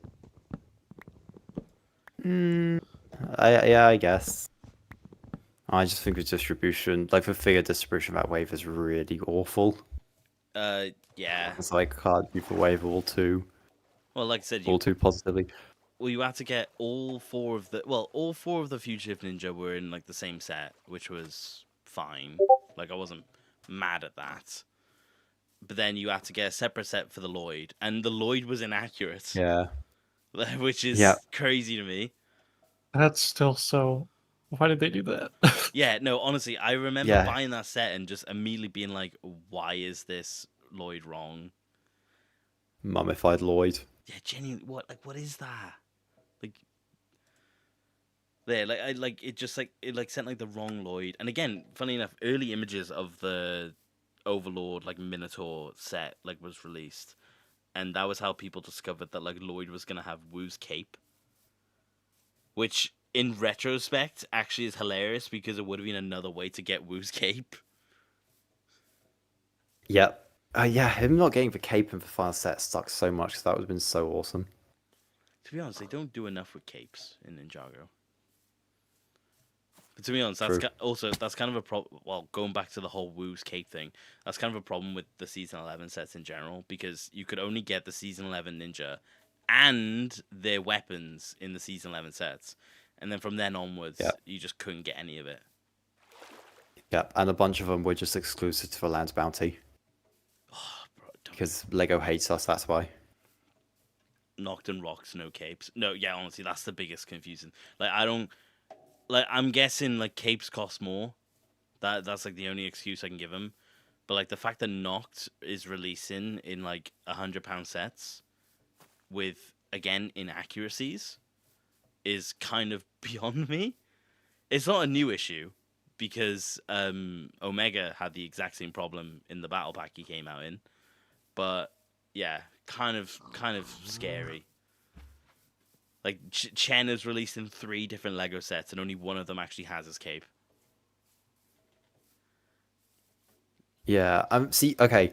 I was really against Rox and Noct not having their capes in the sets, but I think I know why they did it. Because if you don't give them their capes, they can fit in the spinners. Okay. And like, especially when like the Arc Dragon set kind of implies that like the black and red ones are shatter spin. I get why Lego did it, but I still would have just rather get capes of them. Yeah. Because you could just always take the capes off. But like, if you don't include the cape, then it's like, there's no cape.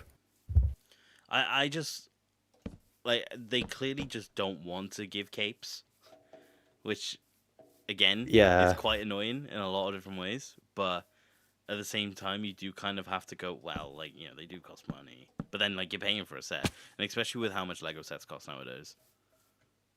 Yeah, especially with how much money Lego makes. Bendo, have you bought any Ninjago sets recently? I have not. Has there been any of those I don't tempted you? remember. There was a little bit where I kind of wanted the temple bounty, and then I saw the season finished. I'm like, I I feel like if I liked the season more, I'd probably buy it. am I really the only one that doesn't like the temple bounty? Hopefully. Like The set is Wait, pretty I wow, really- good. hey, You are a hey. madman. I think it's good. It's just like, I mean, it is not as good as the movie bounty. But Thank I you. kind of like am at the point where my movie bounty is like falling apart. It's like missing pieces and like kind of same vein. it's time to retire it. And I was like, yeah, I could just replace it with the temple bounty. But now I'm like, is it worth it? I don't know. I can't lie. It's been a while since I've like fully looked at my movie bounty because it sits behind my Transformers collection. It's like, well, Yeah, the last Ninjago set I bought was the Tournament Temple City plus like the Temple Battle Arena, which is like still peak in my opinion, and I'm so happy with it. I did nearly get the Tournament City. That was Yeah, I think- that very much tempted me, but I didn't have the space. Ninjago sets just have so much more value to me when they like represent a season or a moment or a character that I really, really enjoy. Yeah, no. So like having basically the whole Tournament Temple City setup is really cool because I just love the Tournament of the Sources. Having like Water Dragon Nia is really cool because I Yeah. just really love Seabound and Water Dragon Nia. Like those kind of things. Those are the sets. So when it's like, yeah, I think the temple bounty looks really cool, but like, do I have any attachment to it in the show? Does it really do anything? That's like, wow, I need the temple bounty. Nah. That's I'm not gonna look at the temple bounty and be like, man, I'm really glad this represents this really cool aspect of Dragon's Rising. Because it doesn't really. Just kind of flies around. Hypno Scales asked me if I prefer the Temple Bounty or the Race Against Time Bounty from season 1. Well, the temple bounty's way better in my opinion. it's I'm way- so glad it's way better. they ditched that disgusting bounty. Okay, Hated like, that one. Race Against Time's so cool though. It's very cool. But Like- Temple Bounty does clear. off my bounty rating off the cuff, like without much thought or reasoning put into it, best to worst goes movie bounty, the 2019 legacy bounty, the 2015 possession bounty, the 2012 bounty probably, then Temple, then Race Against Time. That's probably the give or take. But I conceptually don't like the Race Against Time bounty even in the show. It's too thin. Like the center like kind of like shrinks into nothing. It And I looks think so that's- awkward in the show. Yeah, it looks just extremely awkward. The temple bounty at least makes for like a really cool set piece in the show.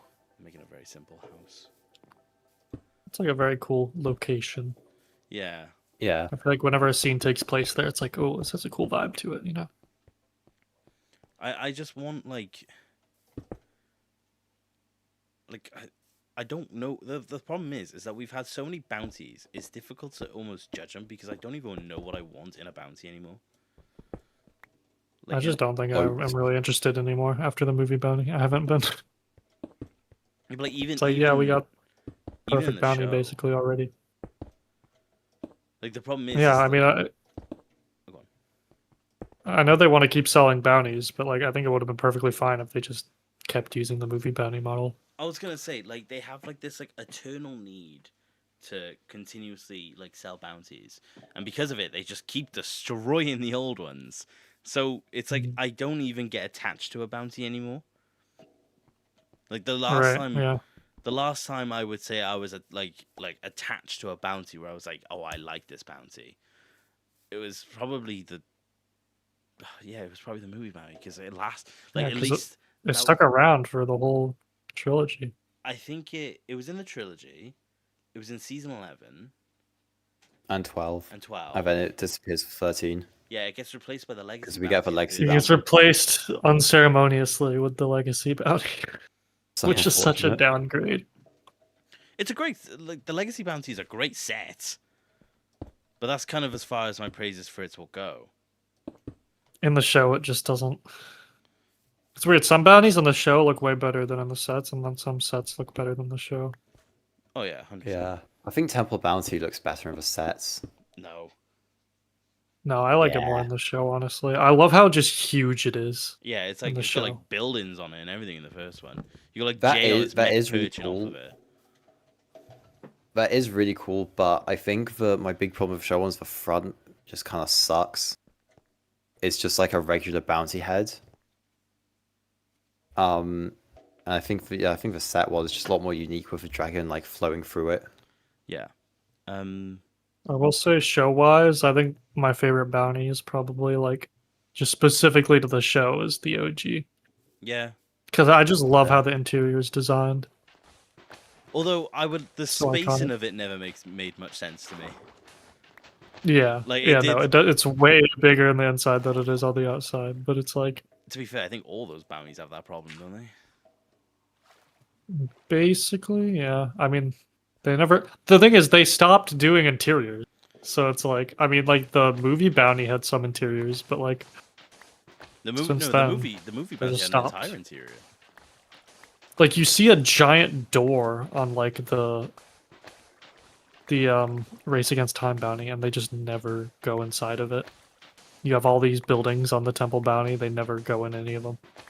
Yeah. The temple bounty in the show, the whole bottom is the same as the legacy bounty. They used a model and just added some buildings in the sails. Really? Oh, Lazy be bums up interesting. Wild Brain. okay, Well, they okay. did a really good job on. One of I don't know that. one of my favorite things to like look at in any like show, like or but like behind the scenes wise, is like asset reuse. I find it fascinating. Mhm. If I'm gonna have to check that because if that's true, that's crazy. Speaking of asset reuse, how many season 3? Like I noticed it in season 2, but there's this little talking animation that they just love to use all the time, where it's like a character will like have a stance and they'll kind of like hold their hand up to their face and then they'll wave it away Oh yeah. Oh, They you know, just- I noticed this as well when like Neil's every waking the time. It's like the Archdragon. default exposition animation. Yeah. Yeah, I noticed it when It's Nia's so like funny. waking the Archdragon. It's so funny. And it looks so out of place sometimes, and I can't stop noticing it now every time I see it. There's also like a turning around they always use too. Like anytime a character needs to do like a full like turn, There's a they just there's an animation I love. it's so funny. There's one I noticed that I can't not find funny in season 2, part 1. Joe and Raz is doing the spell to get the Forbidden Five through. In one of the shots where he's in the background doing the spell, his his talking animation for some reason it's sped up. It's classed as an animation error. But if you That's so I don't funny. remember when it is specifically, but if you look back to that episode specifically, there's a shot where he looks like he's just rattling off the spell, and it's hilarious. And it's one of those I mean, he details might where have it's like, been. oh He's locked in. no, genuinely, he's just completely locked in for that one specific time. I'm like, okay, Raz is over here. To be fair, spitting, Raz boys. was. To be fair, Raz was really good. crashing out for the entirety of that Blood Moon. Like, I would not be surprised if he was just like rattling off a spell like it Just was trying a to get it fucking done. Eminem. Sorry, I should swear. Sorry, like it was an Eminem song. Sorry, should have sworn. Whoops. Oh wow! on the Weavy channel. How dare I you? know. All your money gone. All the monetization for the stream gone. That's fine. I mean, yeah, it's always So funny sorry, spotting reused Dragon's Rising animations because I don't really remember that much in the other like Wild Brain seasons, and I don't blame them for it. Obviously, like I think Yeah. I think it's just a case of Dragon's Rising being like so much bigger yeah, that they do have to cut corners in some areas, like just like small stuff like turning around animations and exposition, like the hand moving away from the mouth thing. dude. At least they got the running down because that's the one thing about 11-minute era animation that always bothered me is that every time a character runs, it always looks so awkward.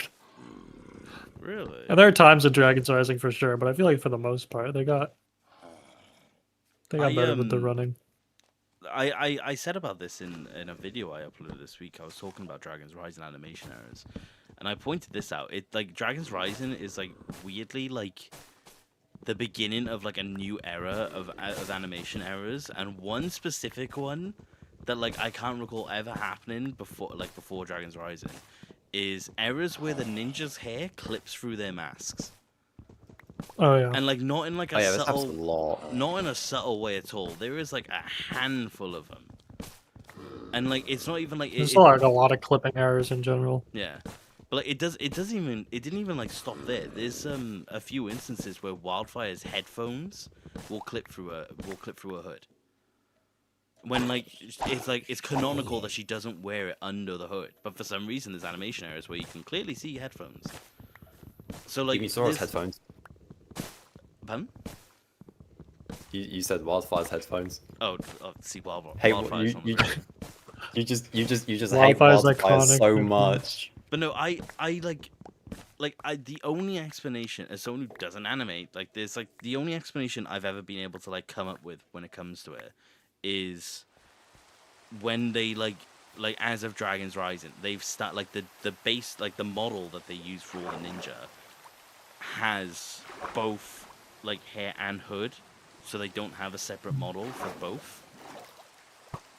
And like because of it, like as like the base, when like they don't realize it, they just forget to like get rid of one of the layers basically. Like that's my only explanation. Right. Because it's a Dragon's Rising specific issue. And that's what makes me go, well, what's going on? Hello, Happy Face. I will say the last 2 seasons they've really been locking in though with a lot of the animation. I made that point in my review. Like the animation is so fluid in season 3 part 2 specifically. Like I'm not saying it's not fluid in the other seasons, but like I really noticed it in season 3 part 2. I would say season 1 is pretty stiff for the majority of it. There's like a few standout scenes that are like, oh, this is animated really fluidly, but a lot of it is kind of a little stiff. But as soon as season 2 part 1 started, I was immediately like, oh wow, okay, yeah, I mean, I will say they've the one locked thing, in, and it's only gotten better. the one thing that they've like gotten right since like they've like Dragon's Rising started, is definitely the lion. Oh yeah. Like Dragon's Rising lighting is crazy. It's only gotten better as well. It's like scary because it's gotten to the point where like I will look back at the 11-minute era and I'll be like, damn, this line is terrible. Like no diss to it. Even back when the 11-minute era was happening, being like, what is going on with the lighting? I mean, Prime Empire. It took until like the island, I feel like, to be like, okay. Prime Empire, like for the most part, has like basically no shadowing. Like it's like Yeah, Prime Empire looks so awkward. Like the final Master of episode. the Mountain is probably like the worst in that case. Really? Oh my god, yeah, Master of Mountain. I rewatched Master of Mountain like a couple of years ago after I think Dragon's Rising Season 2 Part 1 came out. It looks like all the caves, it has like this really blurry look to it, and it just feels really poorly rendered. It's weird because the funny thing about it is Master of the Mountain, I think, is one of the consistently best animated seasons still. Like Master of the Mountain, like and Seabound and Crystallized are like the best, like some of the most consistently good animation I think the show's ever seen, even with Dragons Rising in the picture. But like Master of the Mountain specifically, just like a lot of the environments and just the lighting and stuff just looks really rough. Yeah. But Wild Brain Error is not particularly pretty looking a lot of the time. Yep. Except for my goated season Seabound. Merlopia looks It's alright. goated. Ninjago City still looks kind of ugly, but Merlopia is peak. What's so weird about that? I remember when, like between season 10 and season 11's release, like obviously we knew that there was going to be a new animation studio, and I knew so many people were worried about it. And like, do you remember when they released like the first shots for it, and it was like the shot of Wu from the first episode of season 11, and it looked so good. World of Cards Entertainment literally just said it. Like the Wu fight in the first episode of season 11 is gorgeous. Like it looks nearly better than Dragons Rising, and it blows my mind that that's the lighting they had, which shows that like all these seasons where we're like there's no lighting, it looks so flat. It shows that they clearly could have, but they didn't. Yeah, they just didn't have the time or resources to like go all the way with it. And I think the new engine just makes it a lot easier now. Yeah. But I just like it. I'm so glad they switched to Unreal 5. I RTX all. Like I The remember, Fortnite engine. I remember like people saying that about the Minions movie, and I was like, oh, don't say that now. I can't see it. But I wish. Yeah, like, Dragons Rising visually is kind of fascinating. It's like it's the season where it's so back and forth, because like there are some times where people will point out the animation and I'm like, it's okay, but then like there's other times where like people will point it out, I'll be like, oh yeah, no, that's nice. Like as much as I like season 2 part 1, for example, like it doesn't stand out to me visually in the kindest way possible. I don't know if that's like harsh to say. Yeah, I get what you mean. I think the episode 20 especially that gets a lot of praise for the animation, which I get because there's some really cool stuff. It has that long shot. But people always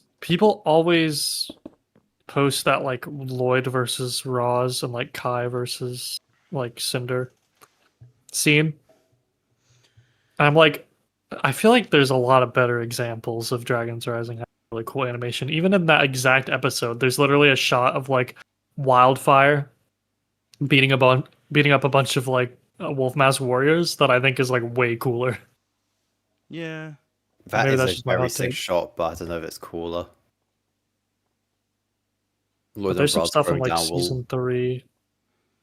Like any fight with Roz is really well done in season 3. Yeah.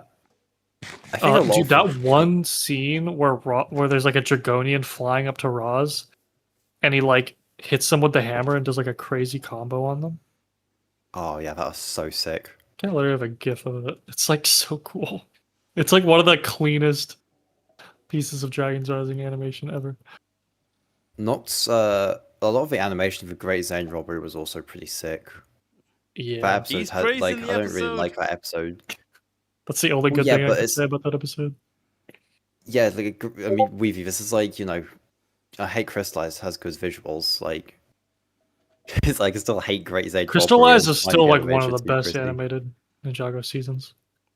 I'll bend of that. Yeah, but I think there are definitely some kind of ugly moments to it. There are, but they're mostly like. Yeah. I don't know if I'd say it's a fault with the animation. It's mostly just like the visual. Yeah, true. But yeah, I mean, like, Great Zane Robbery is very well animated. Except for Harumi's hair. I don't know what was going on with that. Yeah, oh, yeah, no, Harumi's undercut. Harumi's hair was not made with fluid animation in mind. Yeah. I don't know what they were trying to do there. Whoever rigged up Harumi's hair in season 8 went, hey guys, don't touch the hair. Like, there is a very specific shot of Harumi in Crystallized where she's on oh, yeah, I know exactly what I'm talking about. Yeah. Yep. Yeah, she's like flying over. Just and- bold. yeah, she looks horrendous. Like I It's so remember seeing funny. that scene at the time and going, "Hey guys, maybe less of that." Maybe don't do that. Like literally, like I remember so distinctly seeing the episode where they explain Harumi's flashback, and when she's in that big purple void with the Overlord, and like it was like the first display of her hair being more fluid, and I remember looking at it and just going, "Oh, this is gonna be a problem."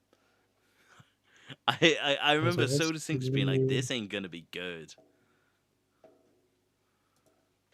Like I Luckily, don't, yeah, it luckily was it's only just distracting for like 2 scenes, but yeah. right. I'm off to bed now because it's almost 2 a.m. to you fellas. Bye, Jim. Isn't it nearly 2 a.m.? Oh God. Whoops. It's yeah. Yeah, I forgot about time zones. Well, how? What's the time for you, Bendo? It's 5:52 PM. Oh man. p.m. PM. PM. Yeah, yeah. I mean, Get ready to get up and do us all again tomorrow, Weavy. whoa, revealing it. Yeah, why not? Hey guys, fun fact. Hey, so guys, you know this 3-hour stream for your Weavians just done? We're gonna do it again tomorrow.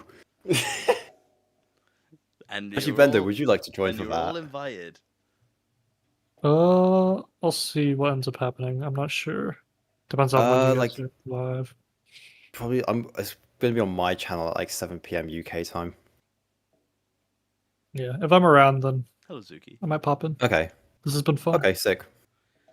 Yeah, this has been really sick. I was gonna say Thanks for joining. And thanks for inviting me on, Weavy. I was gonna say like this was not planned. Yeah, Bender, you don't know this. Me doing this quite literally because I was sat around and I was like, this is like the first like evening in a long time where I've had like literally nothing to do, and I was actually sat there like bored out of my skull, and I was like, and I remember like, well, because me and Plastic were like saying about doing the stream for his channel, and then put it in my head about streaming, and I was like, ooh, I could be tempted, and then I quickly I loaded up like a 5-minute tutorial on just to make sure that like I like set up a stream correctly, and just hit live, Mhm. and I was like, okay, This is the first time you've streamed. yeah, That's funny. never First streamed. Welcome to Weavy the live gang. stream and everyone pulled up. Welcome to the stream gang. Oh no, like genuinely, you'll like because I'll leave this up on the channel. How long is this? Over 3 hours. People are gonna be feeding on Oh this. my god. People you'll hear at the very start. I'm like dead silence, and I was like, oh, and like immediately people were like hi, and I was like, oh, Oh, yeah. I was like people are here. Yeah, you've Yeah, got like streaming emotion of the can- Ninjago community. I don't but I don't know how. I just make silly videos like. That's what people love.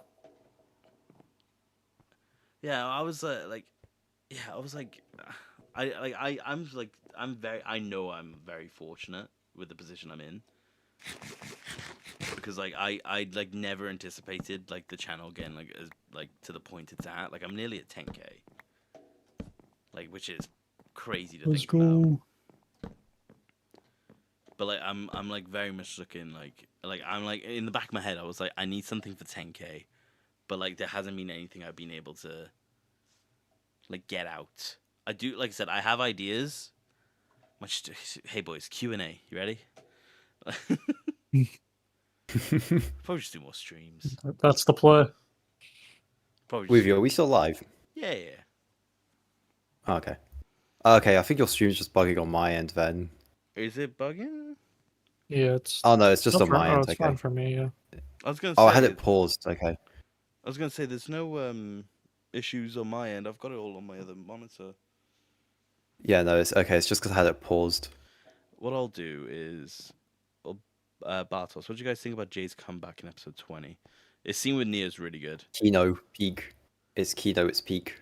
They locked in so hard with Jay. He's my goat. It's cool for me. Yeah, no, I'll probably it's 156. Damn boys. I'm gonna call that here. like I said, I'm only gonna play this world on stream. I'm gonna chill on this. I'll chill. Actually, we'll see. I might play it for fun. I'll come back. Hey guys, I did some off-camera mining. A bit off cam. But Just a no, little bit. I'll see what I do here. But yeah, but for now, I'm gonna call it there because right. Epic. But I appreciate. Thanks for having me on. No, I appreciate you. Yeah, Coming thanks on. for having me on as well. But thank you to everyone who's turned up. I'll be sure to do more. This will be live. Like this will stay on the channel if you ever want to like look back at it. Yeah, have a lovely night, everyone. Good night. Anything you guys want to say before I turn off? Bye bye. Bye bye. Yeah, I don't have anything. I got nothing. Good night, everyone.